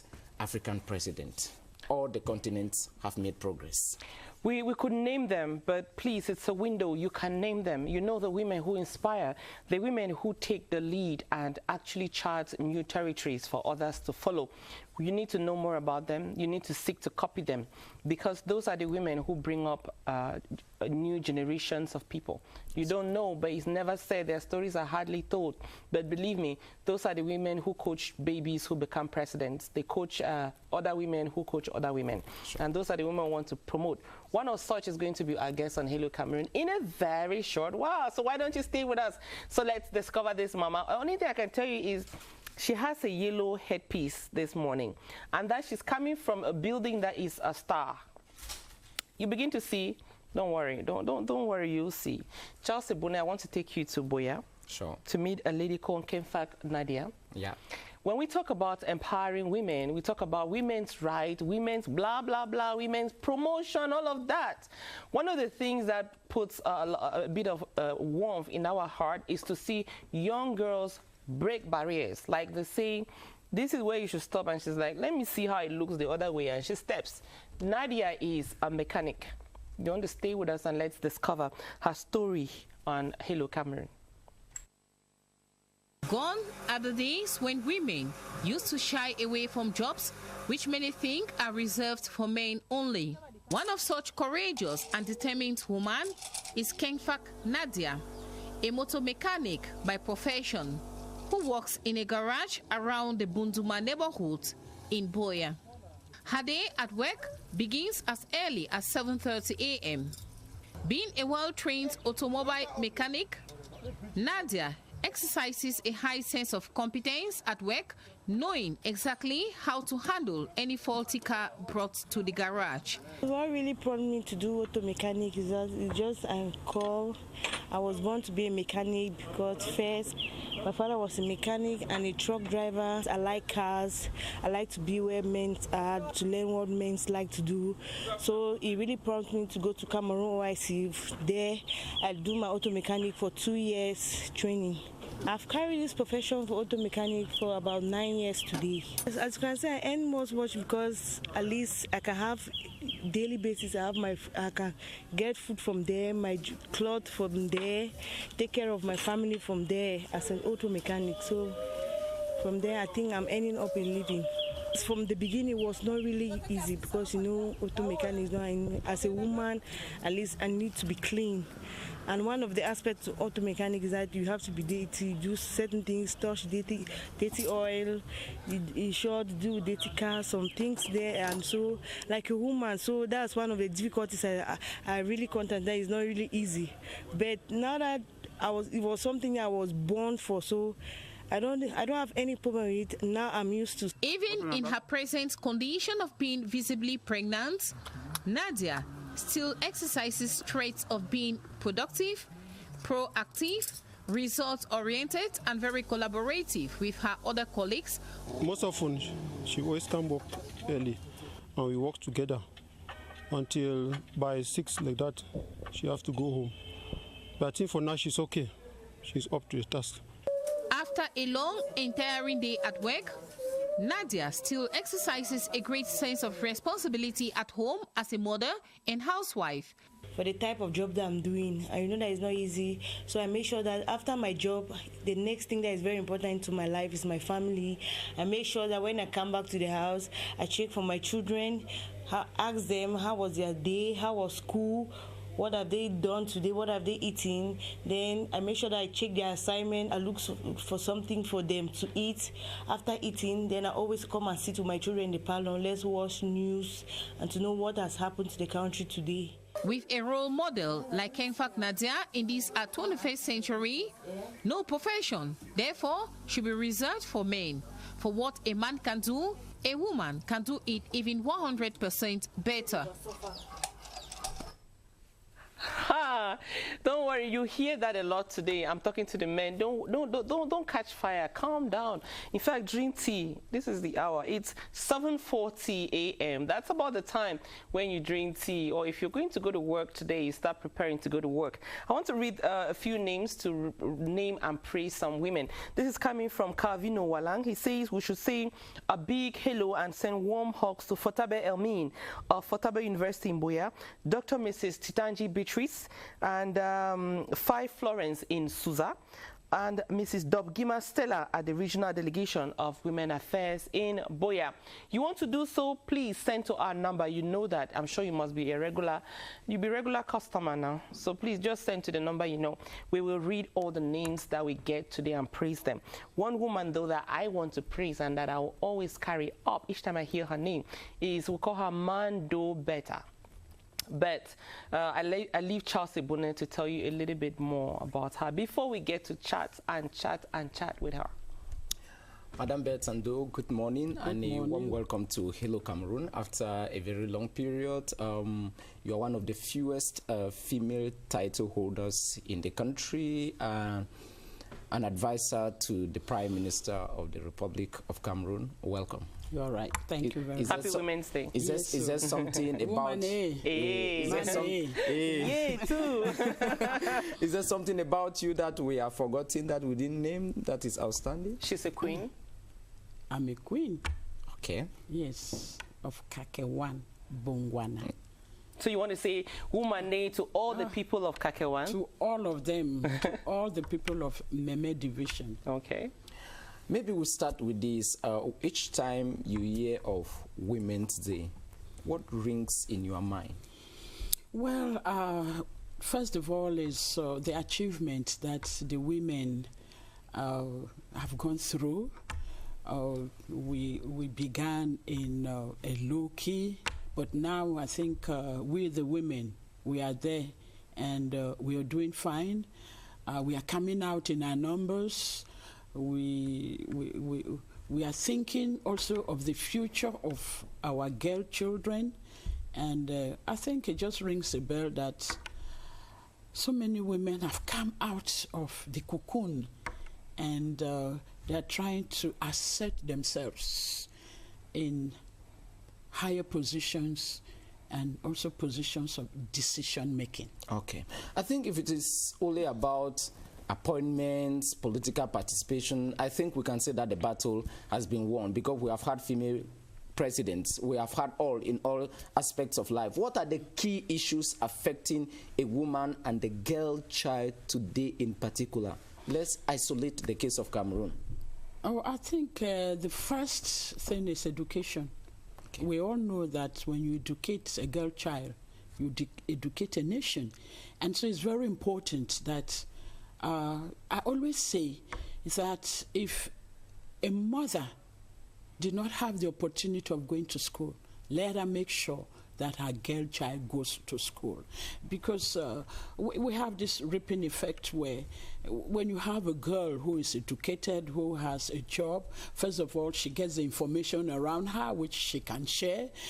Secondly, she gets a good job, and then she goes back, even if she's married, goes back to her family and tries to bring up the members who are there, you know, to other higher positions of education. So I think the first thing that comes in mind is education. I think before you joined the government, you were a lecturer in the University of Boya. You just spoke about education. When you see the rate at which girls are going to school today, you spoke with them for so many years, taught them.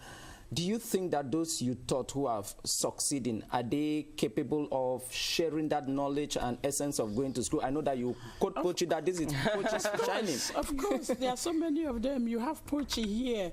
You have in all spheres. In fact, I know of some of them who are in oil business. Some of them are in business themselves.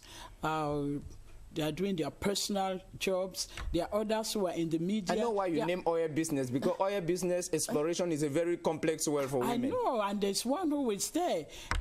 So it makes me feel happy. I just want to say that from the beginning, I didn't want to be a teacher, you know, because I thought that the teaching profession is a demeaning one, but at the end of the day, it makes me so happy when I see the girls, the ladies I brought up, they're all over the place, and it makes me feel really happy. Let me ask you, ma'am, about this. You've been at the Star Building for a long time, I should say. You've seen 3 prime ministers. I have.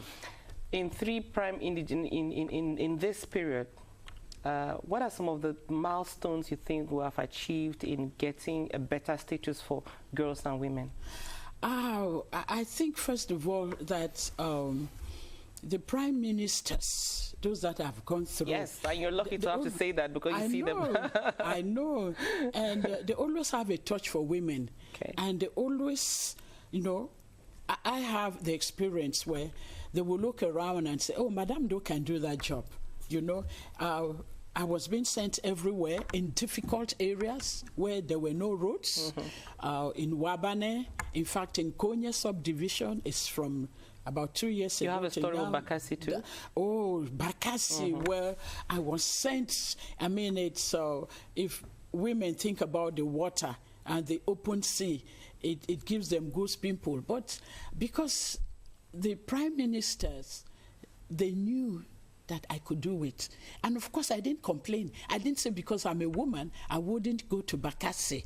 I did it with the best of my knowledge. And I think it makes me, I'm proud to be part of that sustainable development in the area of Bakassi. What do you tell women in Bakassi in particular? You were appointed by the President of the Republic as the chair lady of the Bakassi Development. Prime Minister. By the Prime Minister. Yes. Of course, the President's hands are somewhere. That's right. In that.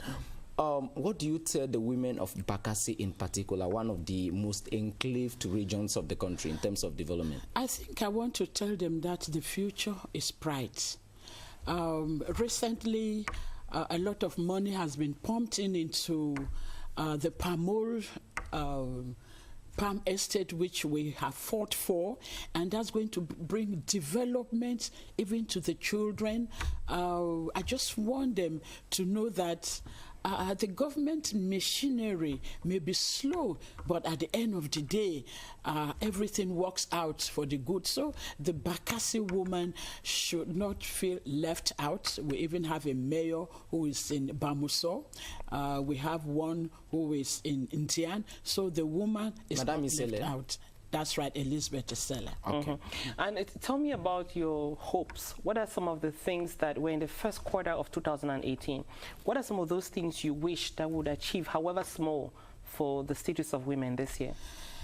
I think the first thing that I always want to tell women is for them to become very active, to participate, because that is where you are being seen as somebody who is serious, as somebody who has a lot of courage, as somebody who can do the job.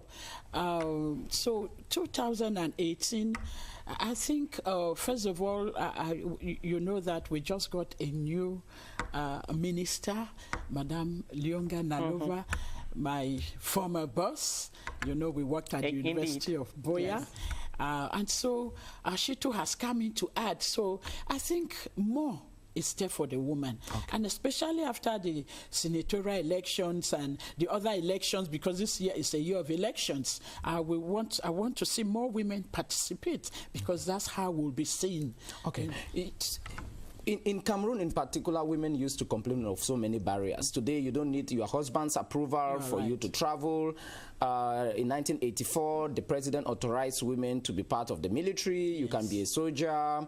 We have had female MPs now, an entire ministry just for women. All of that did not happen in most cases before Biya came to power. That's right. What will you, as an advisor to the Prime Minister, tell the Prime Minister to tell Mr. President that this is what the Cameroonian woman of today needs, apart from what he has done?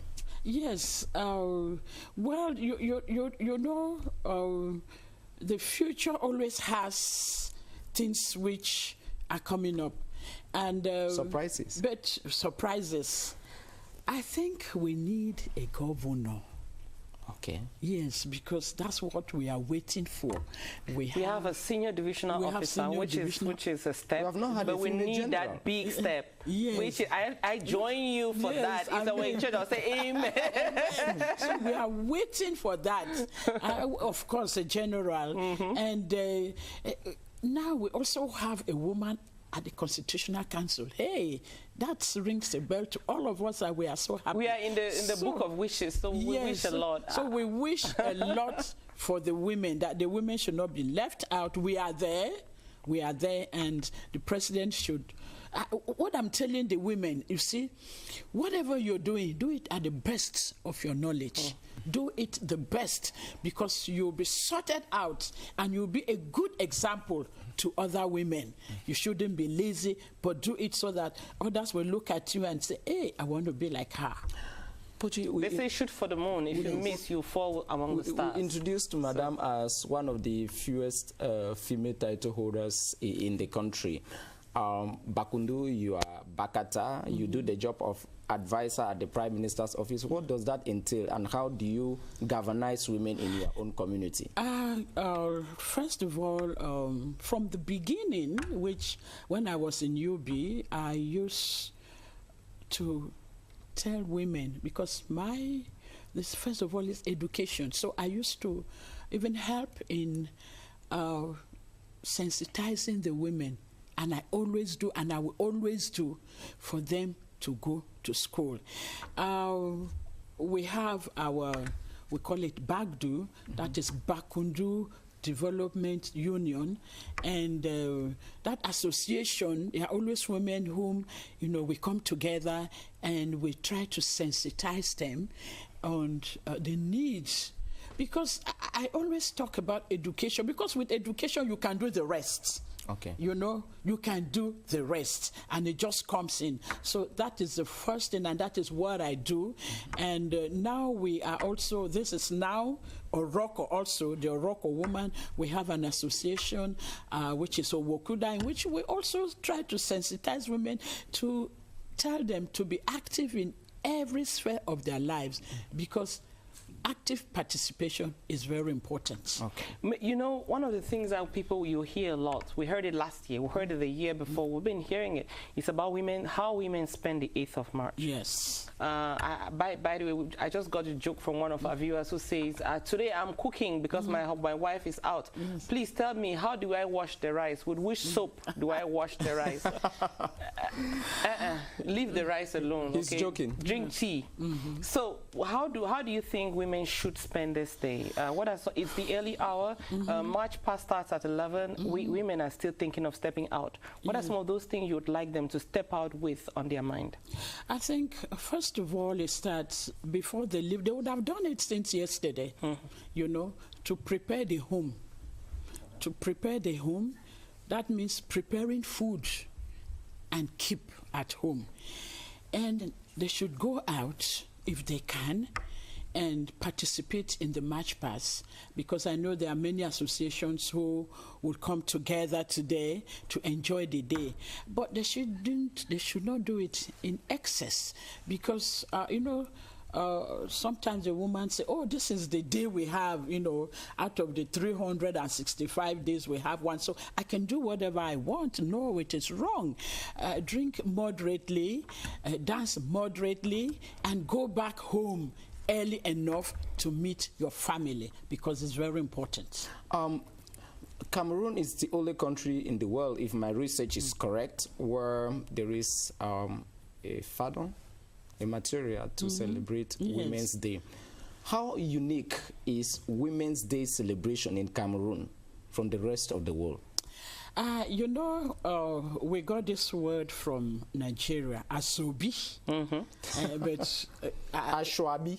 Well, you would call it many ways. You call it ashwabi, you call it asobi, and it brings the women out.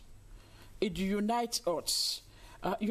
Wherever you have an occasion and you have this fabric, a uniform that brings you together, it makes you look like you are each other's keeper. You're celebrating in oneness, in unity, in solidarity. So most women, like I have now and Pochi has, exactly. This fabric. Our technicians have them. Camera people. When you step out, you feel happy. And your whole day you're happy, yes. But if you don't put on the fabric, I know a lot of people will say, why do we have a new fabric every year? You could use the old one for the past years, but the new one makes you really look happy, and you're smart in all that you're doing today, and you're matching with that kind of happiness. Of course, you will see the First Lady, who always comes up with her own fabric. I And know so we some feel people who happy. are just watching to see what design the First Lady's car That's will right. look like today. So you have She's those our role moments. model. Yes. Okay. She's our role model. Madam Benton, though, maybe before we take a question on who inspired you and how you inspire women, I should ask you a question. The UN says that roughly 130 million young girls around the world do not have access to school. Cameroon has joined that group.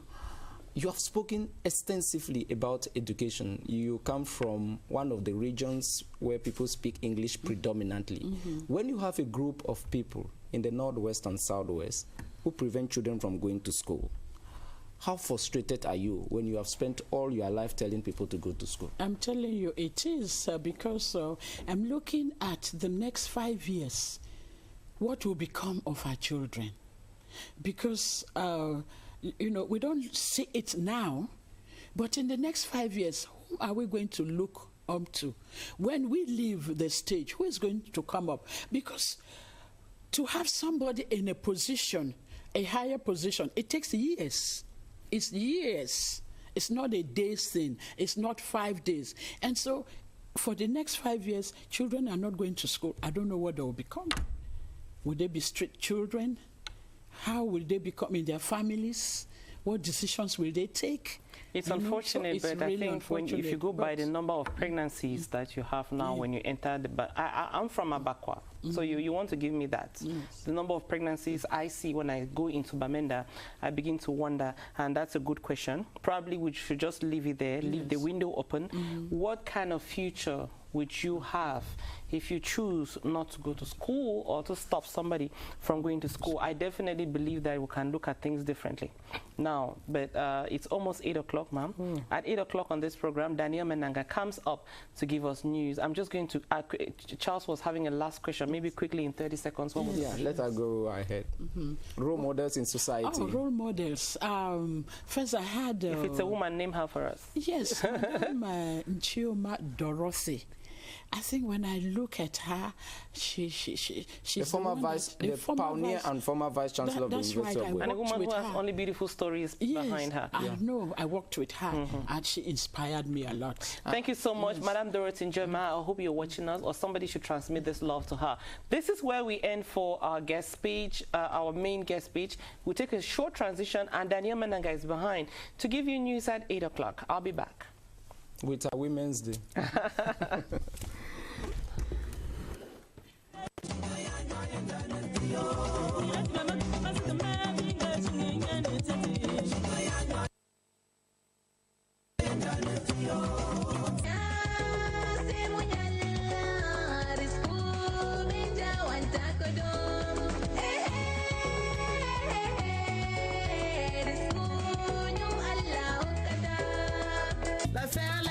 Tout le monde devient la situation est l'amour nous rend choukou choukou tout le monde devient fou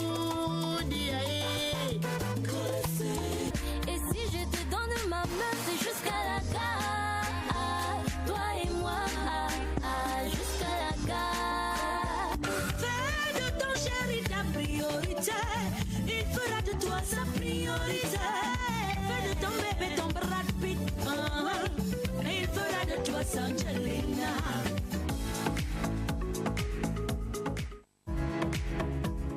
I cannot think of a single time where the BBC said to me, you cannot go because you're a woman, because it's too dangerous.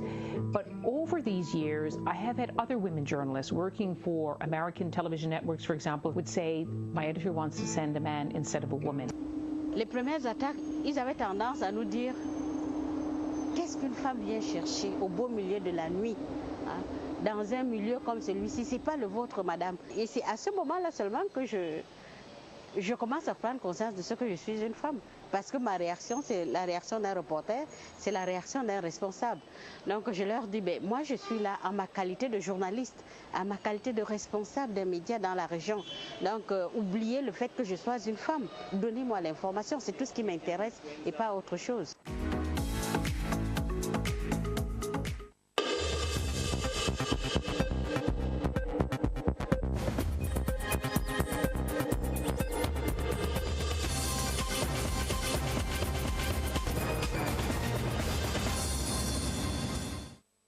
Bonjour à tous, bonne fête de la femme à toutes les dames. Jeudi 8 mars 2018, à l'ouverture du 8h, c'est important communiqué.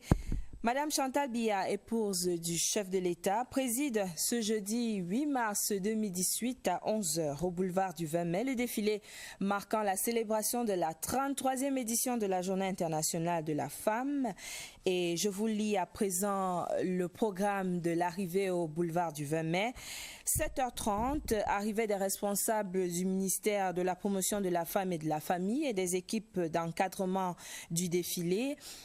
8h30, mise en place des défilantes et des groupes d'animation. 9h, arrivée des invités. 9h30, arrivée des autorités administratives. 10h20, arrivée des chefs de mission diplomatiques et des représentants des organisations internationales invités.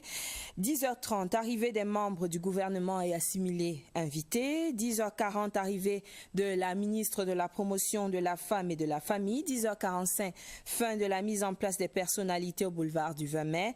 11h, arrivée de Madame Chantal Biya, épouse du président de la République. Accueil par la ministre de la promotion de la famille, remise du bouquet de fleurs, installation à la tribune, exécution de l'hymne national, début du défilé. Le communiqué est signé du directeur du cabinet civil Samuel Vondo Ayolo. Dans la suite du journal, avant l'apothéose ce jour, il y a eu un ensemble d'activités ludiques, sociales, intellectuelles. Hier mercredi, le cabinet conseil en ressources humaines BIV, avec l'appui du JICAM, du BIT et de ONU Femmes, organisait une conférence. Objectif, inspirer les femmes entrepreneurs à travers des modèles de leadership au féminin. Le reportage de Florence Ngwangele. Voici les 15 visages de l'entrepreneuriat féminin au Cameroun. Au cours de cette conférence sur le leadership féminin, il a été question pour le ministre de la promotion de la femme et de la famille, professeur Marie-Thérèse Abena-Ondoa, les responsables du groupement interpatronal du Cameroun, JICAM, le Bureau international du travail, BIT, et ONU Femmes, de donner des outils nécessaires aux participantes pour devenir elles aussi leaders dans leurs différents secteurs d'activité. Donc nous sommes là pour tout simplement pour montrer que la femme au travail, c'est une femme qui contribue à part entière à l'émergence de son pays. Aujourd'hui, nous invitons nos jeunes sœurs, nos filles, à suivre également ce parcours-là, à créer. Les exposés et les échanges au cours de cette conférence vont à coup sûr aider ces femmes d'affaires, salariés d'entreprise ou agents d'administration à transformer leurs affaires. Dans les services du Premier ministre, les dames laissent exprimer leur talent à la danse, au défilé de mode et à l'art de cuisiner les bons mets du terroir. Moment de culture inédit dans les services du Premier ministre vécu par Laurentine Bokono.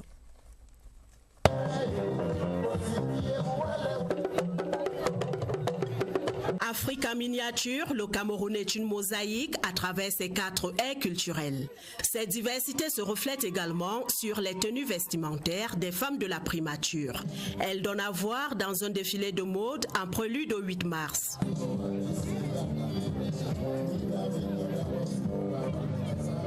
Qu'il s'agisse de l'ère culturelle Sawa, de l'ère Fambeti, des Grassfield ou de l'ère soudano-sahélienne, les femmes exposent des modèles variés, surtout expriment leur bravoure en exécutant ce rite ancestral. À côté des vêtements, les mets culinaires expriment aussi la diversité camerounaise. Il en est de même pour l'artisanat, des produits qui permettent de promouvoir le dialogue des cultures et le vivre ensemble. Même en matière culinaire, vestimentaire et artisanale, le Cameroun se présente comme un pays uni dans sa diversité. Refermons la page consacrée à la Journée internationale de la femme. Plus de 300 lauréats de la faculté de génie industriel de Douala abandonnés à eux-mêmes. Cela fait 4 ans qu'ils ont reçu leur diplôme de fin de formation, mais toujours pas d'intégration au sein de l'Ordre national des ingénieurs de génie civil. Oswald Medon a tenté de comprendre pourquoi. L'histoire aurait dû avoir un meilleur épilogue. Des études universitaires couronnées de succès et le monde du travail qui s'ouvre aux nouveaux ingénieurs du génie civil. Il ne manquait qu'une étape, l'adoublement par l'ordre national. Et c'est justement ce qui n'est pas arrivé. Déjà 4 promotions au pied de la dernière marche. Plus de 300 ingénieurs, des anciens de la filière du génie civil de la faculté de génie industriel de l'université de Douala pour l'essentiel. Nous n'avons pas accès aux emplois qui exigent par ailleurs qu'on doit être inscrit au tableau de l'ordre pour exercer légalement la profession. J'ai constaté en octobre que je ne recevais plus de notifications. Et lors de la rencontre annuelle, mon nom ne figurait pas sur la liste présente. Formé peut-être, diplômé sans doute, mais tout cela n'est pas assez pour être accueilli au sein de l'ordre. À partir du fait qu'au début, nous avons reçu donc 2-3 demandes d'inscription à l'ordre. Et nous nous sommes dit, bon, on va les admettre provisoirement le temps de faire un certain nombre de recherches. Nous avons donc reçu donc ce document, attestation, qui donnait donc un diplôme d'ingénieur en génie industriel, spécialité génie civil. Le génie civil n'a rien à voir avec le génie industriel. Nous avons ici ce qu'on appelle les programmes harmonisés de formation des ingénieurs de génie civil. Au jour d'aujourd'hui, des établissements qui prétendent au Cameroun former des ingénieurs de génie civil ne respectent pas ces programmes harmonisés qui viennent du ministre de l'Enseignement supérieur. Ce serait donc là l'un des soucis. Une formation dispensée par des structures qui naissent quasiment tous les jours et dont les modules et les formateurs suscitent encore quelques interrogations. La mesure ne vise donc pas spécifiquement les lauréats de la faculté de génie industriel de l'université de Douala. Au-delà donc des problèmes de la FGI, au-delà des problèmes de l'ISS qui vient maintenant d'être transformé en école nationale supérieure polytechnique de Maroua, nous venons encore de créer une école polytechnique à Bamenda qui a une filière génie civil. Il est donc important que dès maintenant, on s'assure que les formations vont être dispensées avec les moyens minimum requis. Le ministre de l'Enseignement supérieur saisi a mis sur pied un cadre de concertation chargé de se pencher sur la question. Nous avons eu une première réunion qui tendait à en définir le contour. Et depuis donc que cette réunion s'est tenue en novembre, donc jusqu'au jour d'aujourd'hui, nous attendons la convocation formelle donc d'une session de ce cadre de concertation. Les regards sont désormais tournés vers l'immeuble ministériel numéro 2. Là-bas résident les espoirs des deux parties. Pour les uns, le pass pour accéder à l'ordre et pour l'ordre, l'assurance de compter en son sein des ingénieurs dont la formation ne souffrira d'aucun doute. Voilà qui est clair. Le Conseil constitutionnel, désormais fonctionnel à tous les niveaux, après l'entrée officielle des 11 sages de la haute juridiction, hier mercredi, le secrétaire général prêtait serment. Malego Joseph Assé était installé au cours d'une audience solennelle conduite par le premier sage du Conseil constitutionnel, Clément Atangana. Le reportage de Eugène Bey. Voici l'acte solennel qui marque l'entrée officielle en fonction du tout premier secrétaire général du tout premier Conseil constitutionnel du Cameroun. Malego Joseph Assé est un haut magistrat qui traîne une longue et riche carrière professionnelle. Avec son entrée en fonction, la haute juridiction constitutionnelle de notre pays est désormais au grand complet. Nous avons dépassé l'étape des sentiments. C'est le moment de prendre les actions concrètes pour faire de sorte que l'institution va effectivement commencer. La tâche du secrétaire général consistera, sous l'autorité du président du Conseil constitutionnel, en la bonne administration du Conseil. Il devra assurer la coordination de tous les services techniques et administratifs du Conseil. C'est à lui également que revient la gestion des ressources humaines, matérielles et financières du Conseil constitutionnel. Clément Atangana lui demande de mettre un soin particulier à la préparation et à l'organisation du travail du Conseil constitutionnel. Une tâche que ce magistrat de 4e grade s'engage à remplir loyalement devant un parterre de grands corps de l'État et de nombreux invités.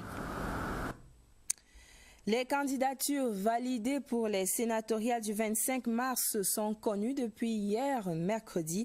36 dossiers retenus sur 42 reçus. 2 partis politiques, dont le RDPC et l'UNDP, en lice dans les 10 régions. Bilan dressé au cours d'un conseil électoral spécial présidé par Eno Abrams Ekbe. Le reportage de Séverin Legambele. La fin de la session de plein droit du Conseil électoral d'Elections Cameroun a débouché ce mercredi sur la publication des listes des candidatures à l'élection des sénateurs, bien avant la date du 10 mars, le délai légal. Le Conseil électoral a réussi 42 listes de candidats. Après examen, 36 listes ont été acceptées, 5 rejetées et le Conseil électoral a enregistré un désistement du parti politique dans la région du centre. Sur les rejets, il est indiqué que les listes de l'UPC ont été mises de côté. Dans la Damawa, le nord et le sud-ouest, les dossiers ont été jugés incomplets faute du cautionnement. Les listes du SDF ont été rejetées à l'est et à l'extrême nord, en plus du cas du désistement signalé dans le centre. L'UNDP sollicite les suffrages dans toutes les circonscriptions électorales. Et, à l'image de l'ANDP, le premier jet de candidature publié par l'ECAM est porteur d'espoir. Nous avons mis le soin nécessaire à nous assurer que toutes les pièces des dossiers étaient conformes à la loi électorale. En conséquence, nous sommes venus simplement prendre acte de cette étape remportée. Nous serons prêts dans les 10 régions pour rencontrer les conseillers municipaux à travers eux-mêmes directement ou à travers ce qu'on appelle en sociologie électorale des prescripteurs, c'est-à-dire les personnes qui peuvent avoir une influence sur ces électeurs. Plus discret à la conférence de presse au Palais des Sports, le RDPC en compétition dans toutes les circonscriptions se félicite d'avoir fait valider ces listes. Il reste à gérer la campagne électorale qui commence bientôt et surtout les frustrations générées par les investitures. Le militant sollicite de la part du parti l'investiture. Ça signifie que cette investiture peut lui être accordée, mais qu'elle peut aussi lui être refusée. Pour diverses raisons, nous allons gérer, ce ne sont pas les premières frustrations que le parti a, nous allons les gérer et nos militants vont comprendre les critères parce que je crois que si le président national, si le vice-premier ministre ont mis le paquet pour retenir les meilleurs candidats, nos autres camarades vont comprendre cela. L'article 129 du Code électoral précise que les contestations ou les réclamations relatives au rejet ou à l'acceptation des candidatures sont soumises à l'examen du Conseil constitutionnel dans un délai maximum de 2 jours, suivant la publication des candidatures. C'est la fin du 8h. Merci de nous avoir suivis. Je rappelle que dès 10h30, vous vivrez le défilé de la 33e édition de la Journée internationale de la femme sur les antennes de CRTV et CRTV News, défilé présidé par la première dame, Madame Chantal Biya. Entre-temps, Hello Cameroun continues with Pochi Tambaso. Definitely, Daniel. Thank you so much. Thank you. I'll see you on Tuesday, but tomorrow you're back here at 8 o'clock. Yes, with Eric Christian. Yeah. That's it. And meantime, though, she's going to go marching. If you want to see Danielle Menanga, you should go to the march past to the grandstand where she'll be marching with the other women, and of course, all of us will be there. Now, let's send her off with freestyle. This is the moment when we dig deep into ourselves to find our future star.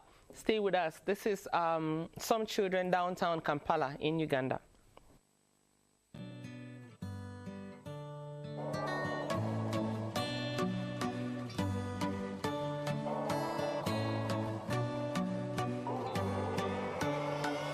See us with that needs for someone. You see I'm kind of the got some on. Bring the girl at the glamour. Glamour about that addicted. See what that mean to glamour. So we can note it in top. Speed on the bone for the yacht. For we can note it in top. Fella be for hard. Måske blive lidt sær. Tidende zoner rundt i bare tær. For det rejse her især. Flyv gennem tiden til det der. Yndlingssted. Chiller på mit yndlingssted. Yndlingssted. Chiller på mit yndlingssted.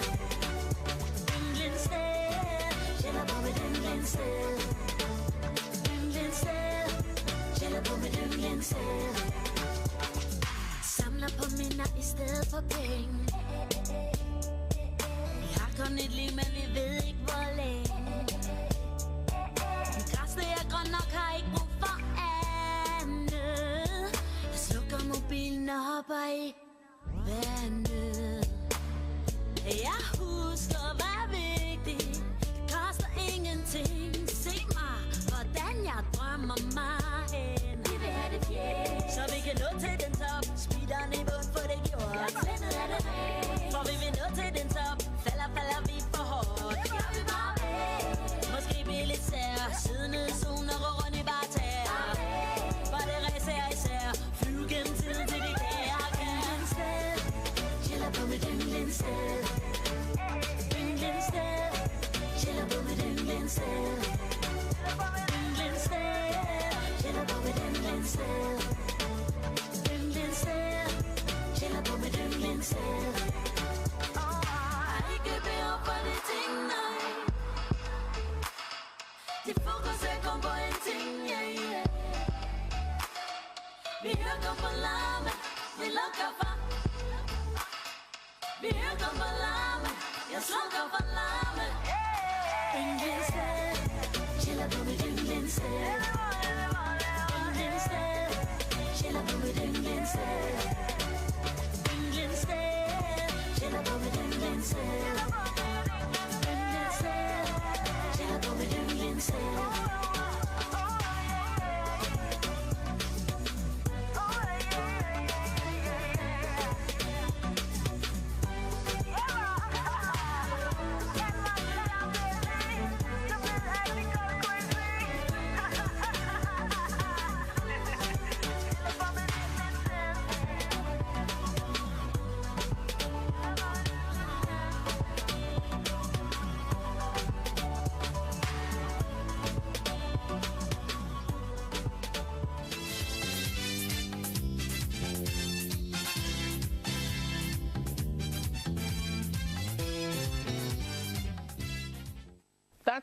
That's how Hello Cameroon is. We're trying to take up the temperature to give you the right ambience before you step out or before you stay home. Like, it depends on who it is. If you're the one who is going to step out today, like you're wearing your kabangondo, you're putting your makeup, we're giving you the right temperature before you go do the march pass. If you're the one who is going to stay home, please don't wash rice with soap.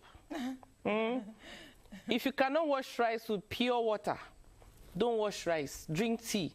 And I got some piece of advice from other men who are watching and who are scandalized that you are one of those who are staying behind, that you should not, if you must wash rice with soap, what you should do is go into the fridge or somewhere and warm food or beg for food, you know, beg for food so that everybody should know that your madam has gone for march pass today and you're left by yourself. Okay, you know, when you go for this march pass or you do your makeup and go out, there can be some troubles along the line. You can have an accident, a makeup accident, and you need a makeup first aid. That's the kind of thing Myra will come and tell you. She's right here to talk about that before you step out. Maybe there's something you need to add to that, your little purse, as you step out. Myra, good morning and happy Women's Day. Happy Women's Day to you too, Pochi. How are you? I'm fine, thank you. I'm loving your kaba, which is almost touching the floor. I know, right? It's very long today. I know. Usually I'm accused of not exploiting all the pieces of my dresses that they're usually too short. I think I'm the one who didn't exploit. Today, let me use like I always say, these days I'm not the one. I think we've exchanged Oh, look at what Auntie Lou is doing now. She's showing you're the crazy one. If you are the type who can see through things, then Auntie Lou is talking to you. If you are not, then don't worry, stay with us. Don't mind our producer. But Myra, happy Women's Day. Same to you, Pochi. Before you tell us about makeup first aid, how is this day going to be like for you? This day for us, I think we're here, right?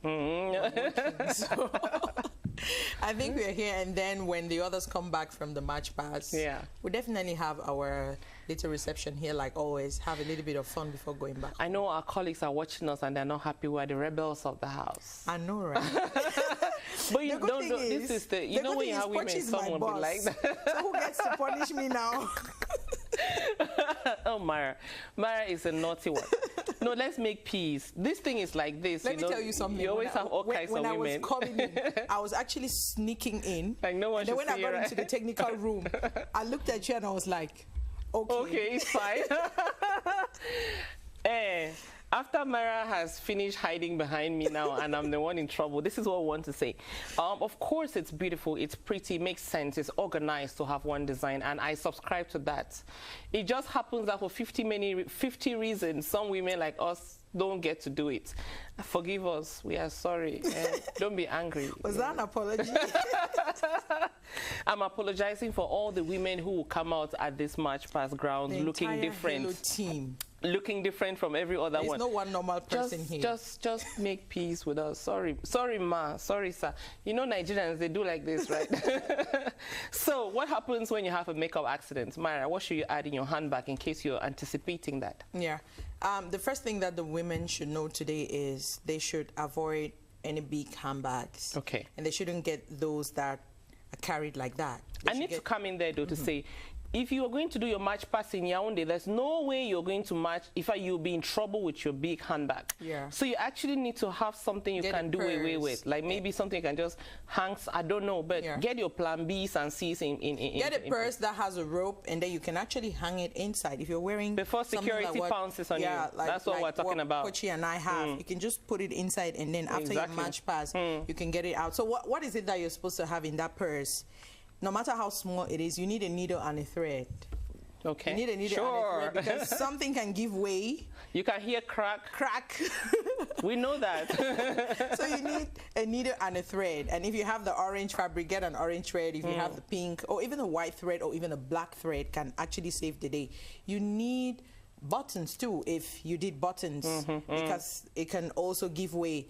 And then if it's a zip, you can actually use the needle and the thread to sew it up, and then you can stay away from trouble. You also need a safety pin. Sometimes to hold it together. To hold it or even help someone. Tell me about help somebody, yes.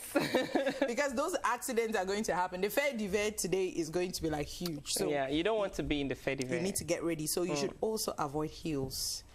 Yeah, so avoid heels. Please, so listen to that one. No. Avoid heels. Because when I imagine you're not the first to definitely March Pass. And if I imagine how long you have to stand there and wait, no matter how chic you want to show your high heels today, this is not the best day. So like especially stilettos, like and stilettos, that's a no-go area. Stilettos. And then if you can, don't wear covered shoes too, especially those that are not comfortable. All right, and then we don't know, I'm not wishing that it should rain, but in case it happens, you don't want to let that rain meet you with a leather pair of shoes or something that is made of velvet, what you usually call deng here around. And so you need to go with the glossy cuir kind of shoes, go with sandals, things that can easily be cleaned, or any form of ballerinas that are open-toed.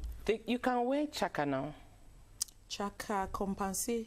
But it should not be high. They should be wedge. You know, they should be a little bit wedgy. Try to wear chaka. You know, if you can. Like no boots. no boots. Please don't do boots on a day like this. Not because I said. You cook your toes.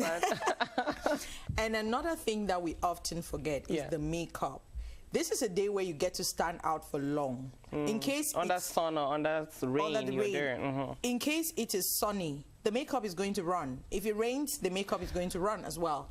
So you really need to go like really nude today and pipe down with all the crazy colors. If you can stay away from the eyeshadows and just do a concealer on your lids to keep your skin fresh. And before you put all of that makeup, there is something you must have added. You needed like a moisturizer before.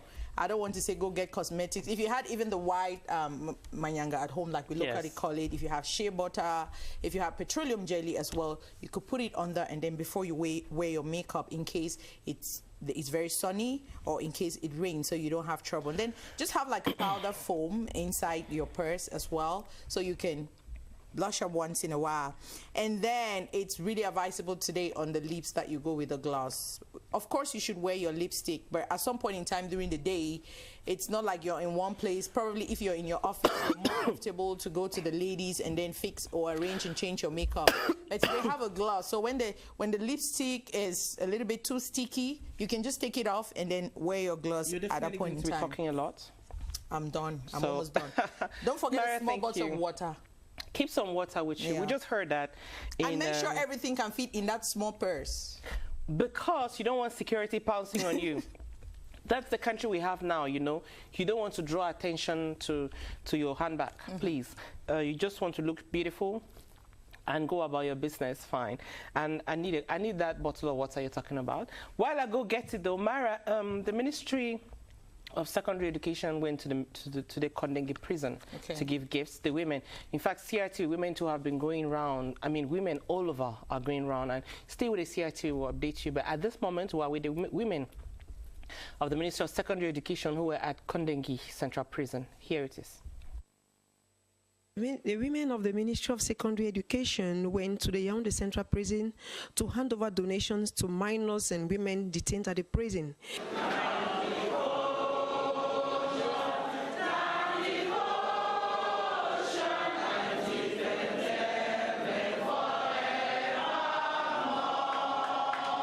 The message we want to pass across is that all is not over for them. We as teachers, mothers, and instructors, we have come to guide them, we have come to help them, we have come to give them comfort, we have come to encourage them that this is not the end of life. We will always be there to encourage them, to educate them, and to enlighten them in whatever aspect they want us to do.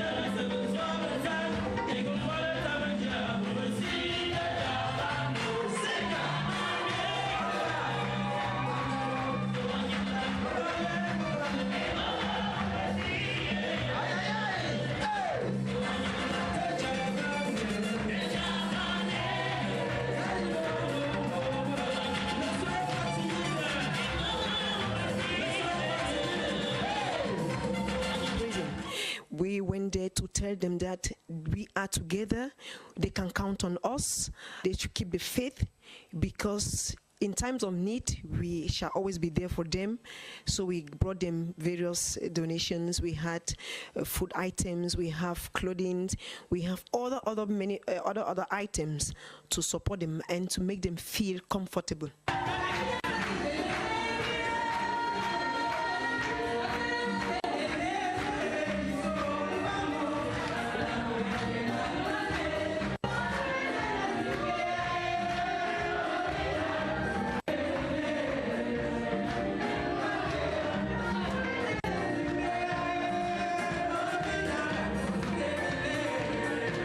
As detainees of the Yaoundé Central Prison, we want to say gesture of this nature, we always welcome them. They are women, let us not forget that they are mothers. They are teachers, let us not forget that they are doctors, they are instructors. They are those who are supposed to care for children and bring them up. I want to say they made a good choice thinking about the women and the children. The children here, they need assistance and they have come as mother to assist them.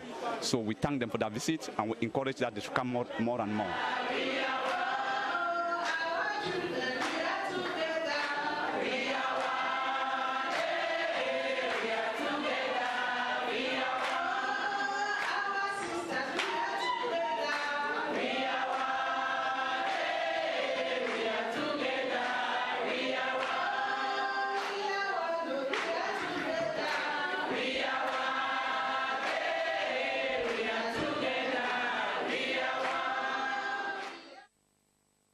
Receiving your messages of love to women. I want to read a few before we meet an artist who is called King Lion Miguel. He's here to talk to us about his song that is on the market. Happy Women's Day. It's Halima Sadia Ibrahim from Brick. Brick is a neighborhood here in Yaoundé. He says, I wish to say Happy Women's Day to my mom, Habsatu Ibrahim, and my grandmom. My grandmom, he says, is 105 years old. And also to the women all over the world. Thank you so much, Hadia, for being so generous to us. Quanteng David in Banjul, I'm going to read your message shortly. It's so long. Please keep them short so we can have time to read them, say a few things, and then go to many more messages. King Miguel Lionel, good morning. Good morning. King Lion Miguel. Yeah. Good morning. Thank you so much for coming on Hello Cameroon. Thank you very much. You say you've been singing for about 10 years. Yeah. How would you describe your kind of music? Yeah, King La Miguel is a reggae artist. He's a reggae artist, and I have some collaborations with some people in the pop music, but the main thing I'm doing is your reggae. Focus is reggae. I'm focusing on reggae. Yeah. Okay, and this song that you released in around December, "A Girl Like You," what is it talking about? The Girl Like You, I'm just like, I wrote this song for my girl, my woman. She's special, isn't it? She's special. All right. And it was for her birthday. Okay. You know, that's a birthday gift you're sharing with us. Yeah, I'm sharing with you guys. And then I wrote this song for my girl, and the company decided to take the song because they signed me last year in Los Angeles. Okay. I'm living in China, but they signed me in Los Angeles. Okay. And the song is one of the 10 songs I wrote for my album. My album is called Solitary Lion, but A Girl Like You is one of them. We're going to be watching A Girl Like You shortly. We have an excerpt of it for you. While we are waiting to get that signal, you tell me, what reaction have you been having from people who watch the video? Are they liking it? Do they have comments you want to share with us? They really like it. The first time I performed A Girl Like You, it was in Los Angeles, because I was invited on last December. I was invited in Los Angeles by Mr. Shaggy, Mr. Bombastic, as you know. And I performed that song there, and the reaction was wow. Wow. Yeah. Okay. And when do you think your album will be out there?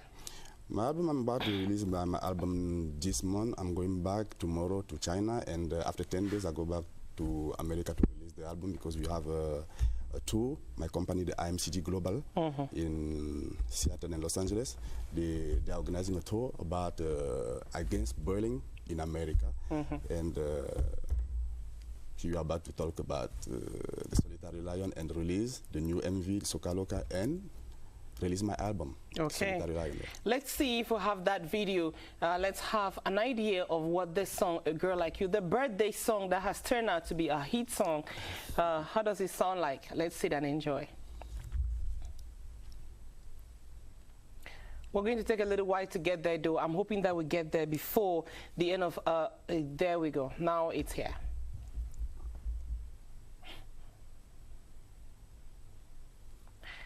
It's like having a baby, you know, sometimes it takes long, so just wait with us, all right? Just be patient. Of course. Well, while we are waiting, though, maybe you could tell me a little bit more about your projects for this year. I already know that you're planning to release an album, but beyond that, what are some of the things? Are you planning performances? Are you planning to come back to Cameroon to do a few things? Tell me about your projects. No, for this time, for example, I came back to Cameroon for only 19 days. Okay. I was about, it was about to rest a little bit, and I go back to America after 10 days, as I said, for the tour. Okay. With my little sister in the company, the little sister Presley, tenant. All right. Is Mr. King Presley daughter, and you have the tour, and I come back to China for some shows in China too. So that's it. Okay. You know, I'm still a student in China. I'm studying international politics, and I'm also an actor. I have some movies I'm about to shoot soon. Okay. So I'm a little bit busy, I can say it, kind of busy. You're multifaceted, that's how I will say. We are very happy to have you here. Thank you so much for coming. Thank you for inviting me. You said you're here for holiday to rest. Yeah. How was it? Did you get to rest? How was your brief stay in Cameroon?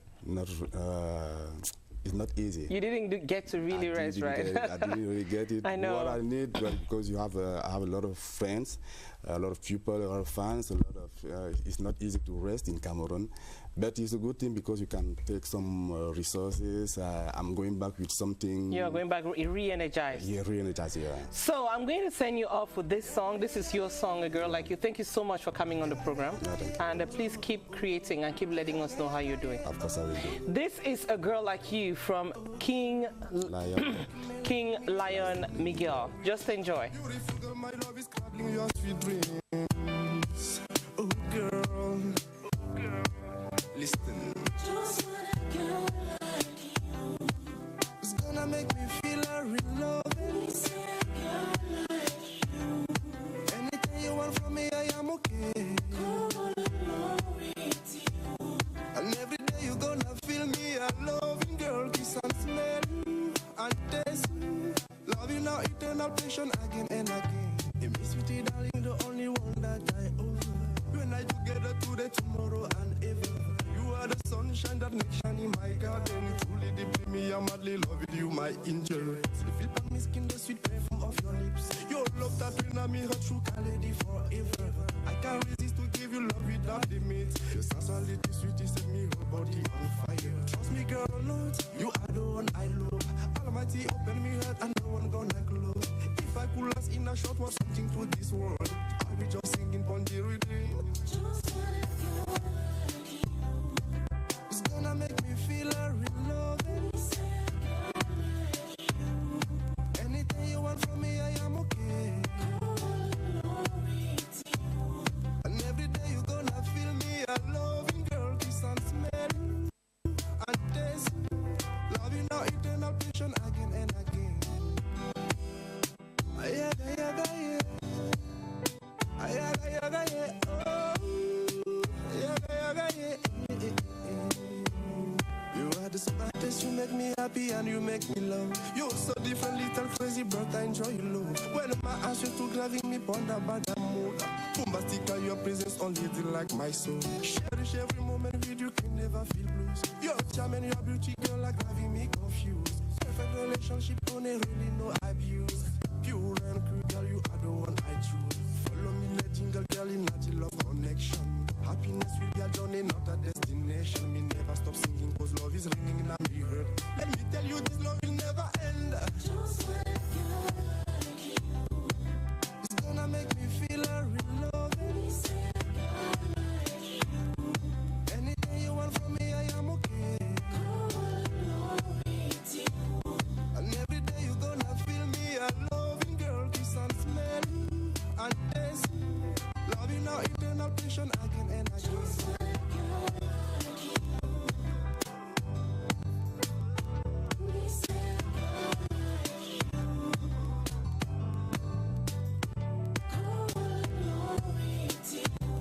And every day you're gonna feel me a loving girl, kiss and smell and taste. Loving our eternal passion again and again.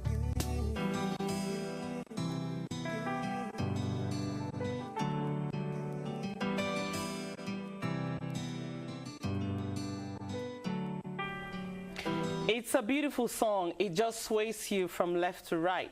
And to think that it was written for a girl, sure, there's so much love in that song. And that's like the love we want to share with you and that we've been trying to share with you from 6 o'clock. In another 30 minutes, we'll be out of here. I'll be giving you an idea of how your outside looks like in a short while. That's your weather forecast. But before that, you need to know that Miss Africa USA for 2017-2018 is a beautiful bunch of talent called Corinne Messi. We met her recently and we had a chat with her. This is what we thought we could share with you about this beautiful lady. She talks about her desire to see women get empowered, her desire to be part of that empowerment drive, and her wishes for 2018. Corinne Messi speaking to Hello Cameroun.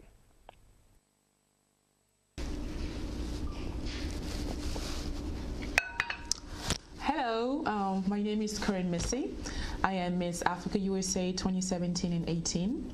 I was elected about a month ago. I was crowned Miss Africa USA 2017 and 18 about a month ago.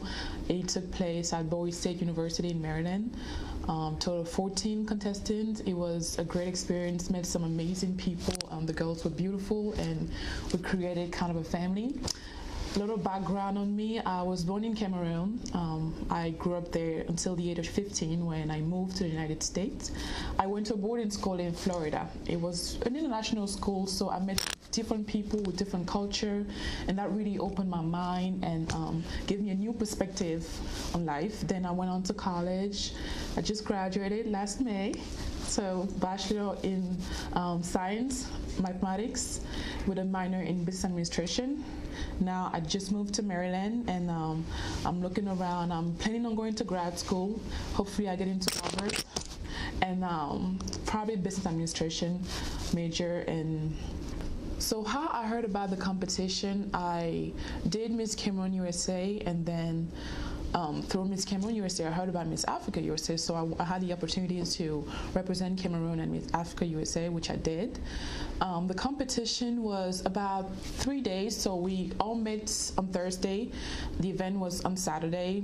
It was Thursday, it was rehearsal, practice, like platform rehearsals, dances, everything. We had an opening dance, beautiful. The competition, it was tough.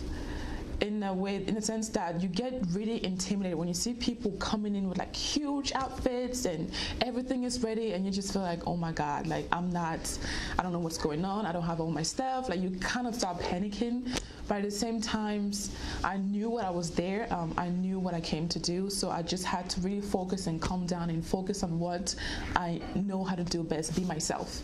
And that's exactly what I did. It was great, different portions of the competition. The first one was the self-introduction. You talk about your platform, and mine is about girls' educations and women empowerment, because I'm a huge believer that every woman needs the right to be educated, to be able to be free financially first, and also develop your mental abilities to the fullest. So, and then we went on to the traditional one. That one I winged it. I did not know what I was doing. I had this outfit on that made a lot of noise. I think that's what saved me, because obviously I'm not that good of a dancer, at least traditional dancer, but I did try my best doing all kind of crazy stuff. Dances to La Sauce. I don't know if you guys know. Renis, thank you for your song. People were happy. The third part was, I believe, the talent. The talent, because I was going for girls' education, I thought, okay, give me an example of a woman who is a strong woman, independent, and very a feminist. And I was like, Beyonce, obviously. So I danced to Who Run the World, obviously, Girls Run the World. And I had 2 backup dancers, and we're wearing like green, red, and yellow shirts, the Cameroonian flags. It was beautiful. We winged it also, practiced like the day before, but you know, God is good. He made it work somehow. I don't know, I messed up during the dance, but I was like, whatever, I'm just gonna have fun. I had a little freestyle at the end, so everything went good.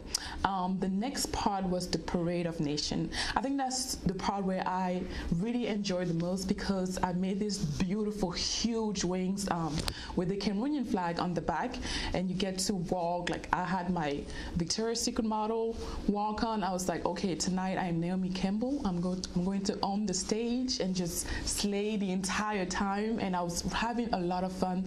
There was a lot of Cameroonians in the audience, so I could hear Cameroon, Cameroon. So it really just gave me that extra strength, and I had the smile on, and yeah, everything was just beautiful. I hope you guys get to see pictures.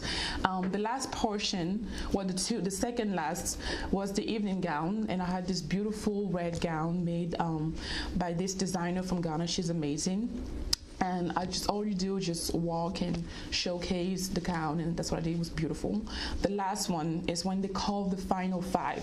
So that's like the time when your heart is beating, but it's like you're about to just, I don't even have words to explain. It's just one of those, are they gonna call me? Okay, if they don't call me, do I keep smiling? I can't even control my face, because if they don't call me, then I'm just like, why am I even here? Like I was just so nervous, but then they call me, I think second. They called me second. I was like, okay, good. This is going according to the plan and the dream I had the night before. So everything went well. And after that, that's the question part. So I had a few questions in my head that I had rehearsed, but I wasn't sure they were going to pick those questions. You never know. So I was praying to God that at least one of those questions do come out, and it did. And to me, that was like the sign that that's it. You have it. You have it. And the question was, who is your role model? And once again, I'm a feminist, all about women. Michelle Obama, thank you for the work that you've done. She's a great example. She really showed us what a woman can be like. And to me, that it's just inspiring to see a black woman, the way she carries herself, her confidence and everything. And I think the answer blew the judges away. And after that, I wasn't 100% confident, but something in the back of my mind told me, Corinne, you got it, and even if you don't, you did your best. You did everything that you could, and you made it work. Oh God. One God. Oh God.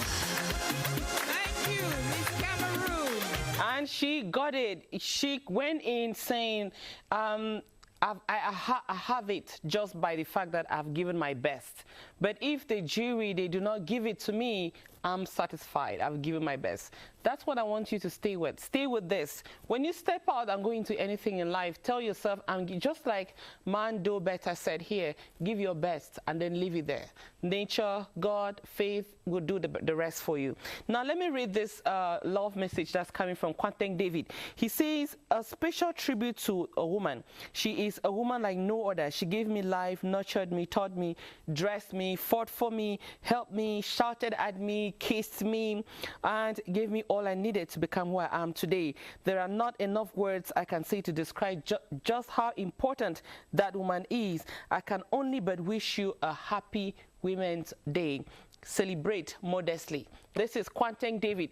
Whoever he's speaking to, I've chosen to extend that to all of you. It's like in church, just connect. Put your hand on that message and keep connecting and run with it. If you're thinking of stepping out, this is how your outside could be looking like. We're going to localities away from big cities. So if you're in Yaoundé, Bamenda, Boya, sorry, we didn't see you this morning. In fact, we saw Afunami in the Far North region. If you're in Afunami, we're wishing you a happy Women's Day. If you're a woman, we're hoping you're watching us and that you're going to step out and own the day. In any case, wherever you are in Afunami, your highest temperature today will be 41 degrees Celsius. Your lowest will be 22. It's a generally clear sky for you. If you are in Bekaseko, Bekaseko is in the northern part of the country. We're sending you warm greetings. It's a partly cloudy day for you over there. And your temperature will be between 41 degrees and 26. 26 is when it will be evening. And if you are in Meidugu, in Adamawa, you should expect some scattered thunderstorms in the morning. Your highest temperature is 30 degrees Celsius and your lowest will be 16 degrees Celsius. You want to know that you have an 80% chance that it rains in that part of the country. If you are in Jakiri, we're sending you warm greetings this morning. Expect thunderstorms that will develop well into the afternoon period. You have also an 80% chance that it rains in Jakiri today, and your temperature at the highest will be 27 degrees Celsius, and when it drops, it will be 16 degrees Celsius. If you are in Fontem, Fontem is in the southwest region. Thunderstorms, that's what you should expect. Your highest temperature will be 28 degrees Celsius, and your lowest temperature will be 19 degrees Celsius. There is a possibility of floods in some parts of Fontem this morning, so you need to shine your eyes when the rains are pouring. And of course, there is a 100% chance that it rains in Fontem today. If you are in the West region, particularly in Tonga, which is like a junction, should I say, a city that people pass through if you're going from the littoral or the center to the northwest, you should expect thunderstorms. Your temperature will be between 29 degrees and 20 degrees Celsius. There is an 80% chance that it rains there. If you are in Diang, Diang is in the littoral region. Warm greetings to you. Scattered thunderstorms. Highest temperature is 33 degrees Celsius, lowest 23, and your chance of rain is 50-50. It's like with those who play lucky game. If you want to play a lucky game with your weather and yourself today, it's up to you. It's possible it rains, it's possible it doesn't in Diang, it's up to you. If you are in Gumu, Gumu is in the center region, expect thunderstorms. Your highest temperature will be 29 degrees Celsius. Your lowest will be 21 degrees Celsius. There is a 90% chance that it rains in Gumu today. You might as well just say it's going to rain today in Gumu, and there is a chance that it floods in certain parts of Gumu today. So you want to be very careful if you're in that part of the country. We're going to the south. If you are in Man, expect thunderstorms. Your highest temperature will be 34 degrees Celsius. Your lowest will be 24 towards the evening period. And you have a 90% chance that it rains with possibility of flooding in some parts of Man. If you are in the Lomé, it's in the east region. Expect thunderstorms that would develop into the afternoon period. Your highest temperature will be 30 degrees Celsius, while your lowest temperature in the night will be 21 degrees Celsius. There is a 40% chance that it rains in Lomé today. You want to be careful, look at the weather, and decide for yourself how it's going to look like. If you're thinking of stepping out, we encourage you to tune to 88.8 once you're in your car or in your neighbor's car. Beg for permission and tune to 88.8. That is the national station of the CRTV. You listen to people like Pochi and Ruth Angel trying to give you a better start of the day. Ruth Angel, good morning. Good morning. How are you, dear? Fine, thank you. Tell me what's coming. I know you'll tell me about Women's Day issues.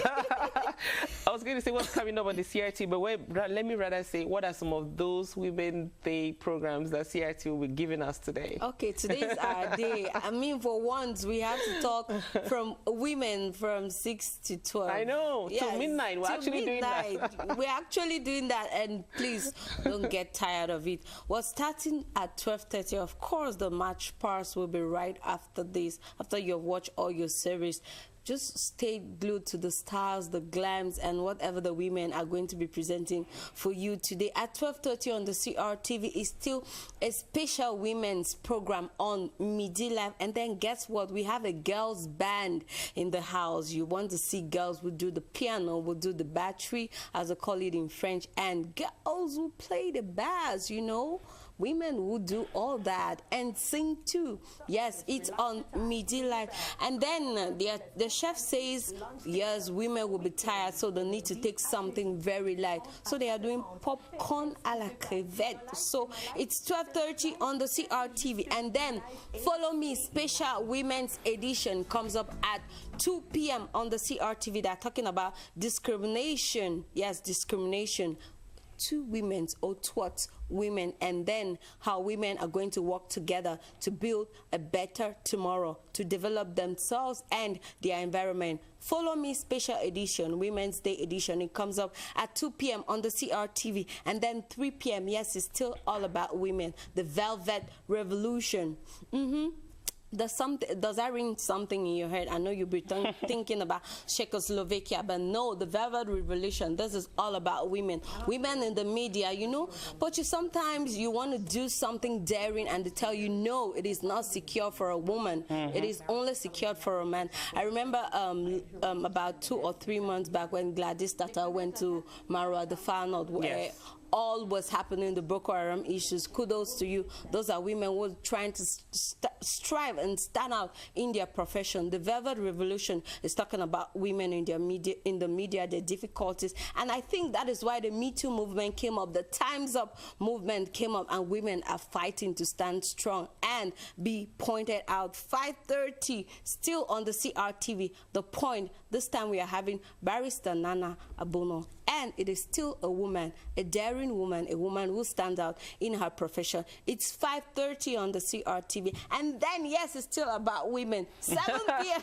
Don't get fed up. I mean, this is it, right? We need to kill you with it. 7 p.m. on the CRTV, Idée Croisée, Spécial Femme.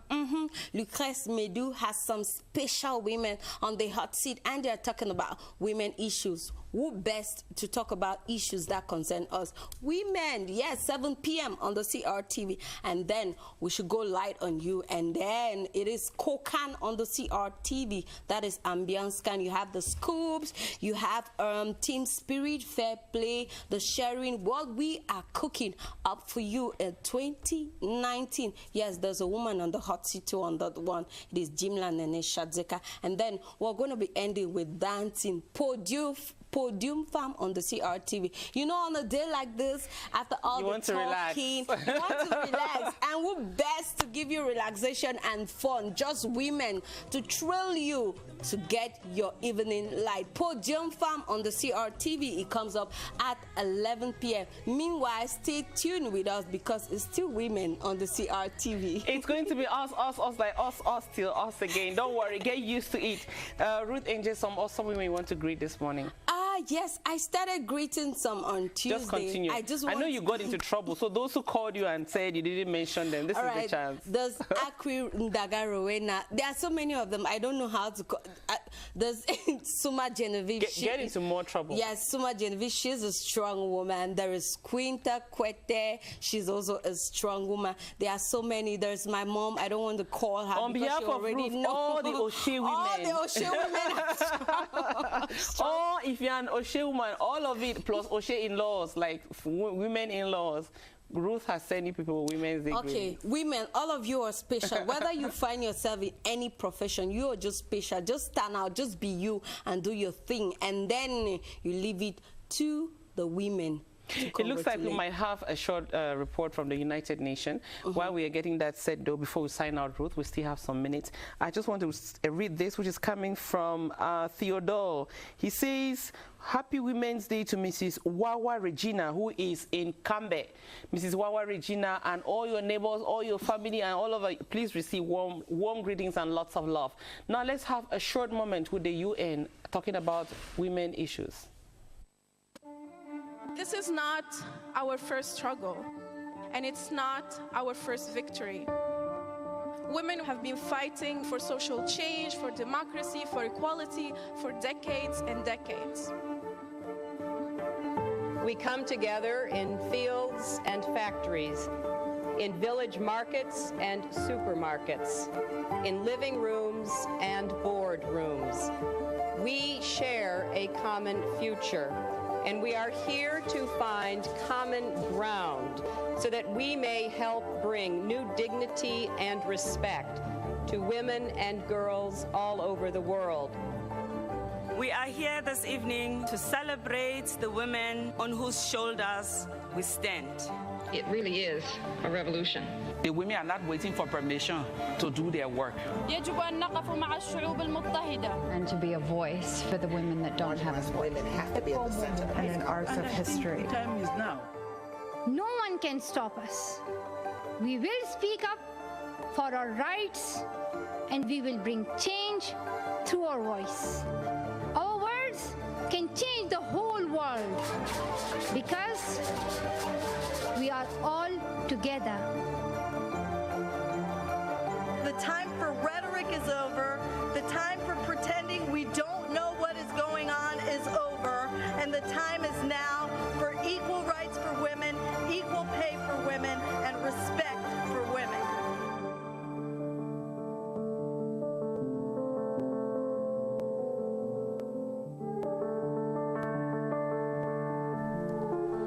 They say you empower women, you empower community. They say you defend a woman, you defend a community.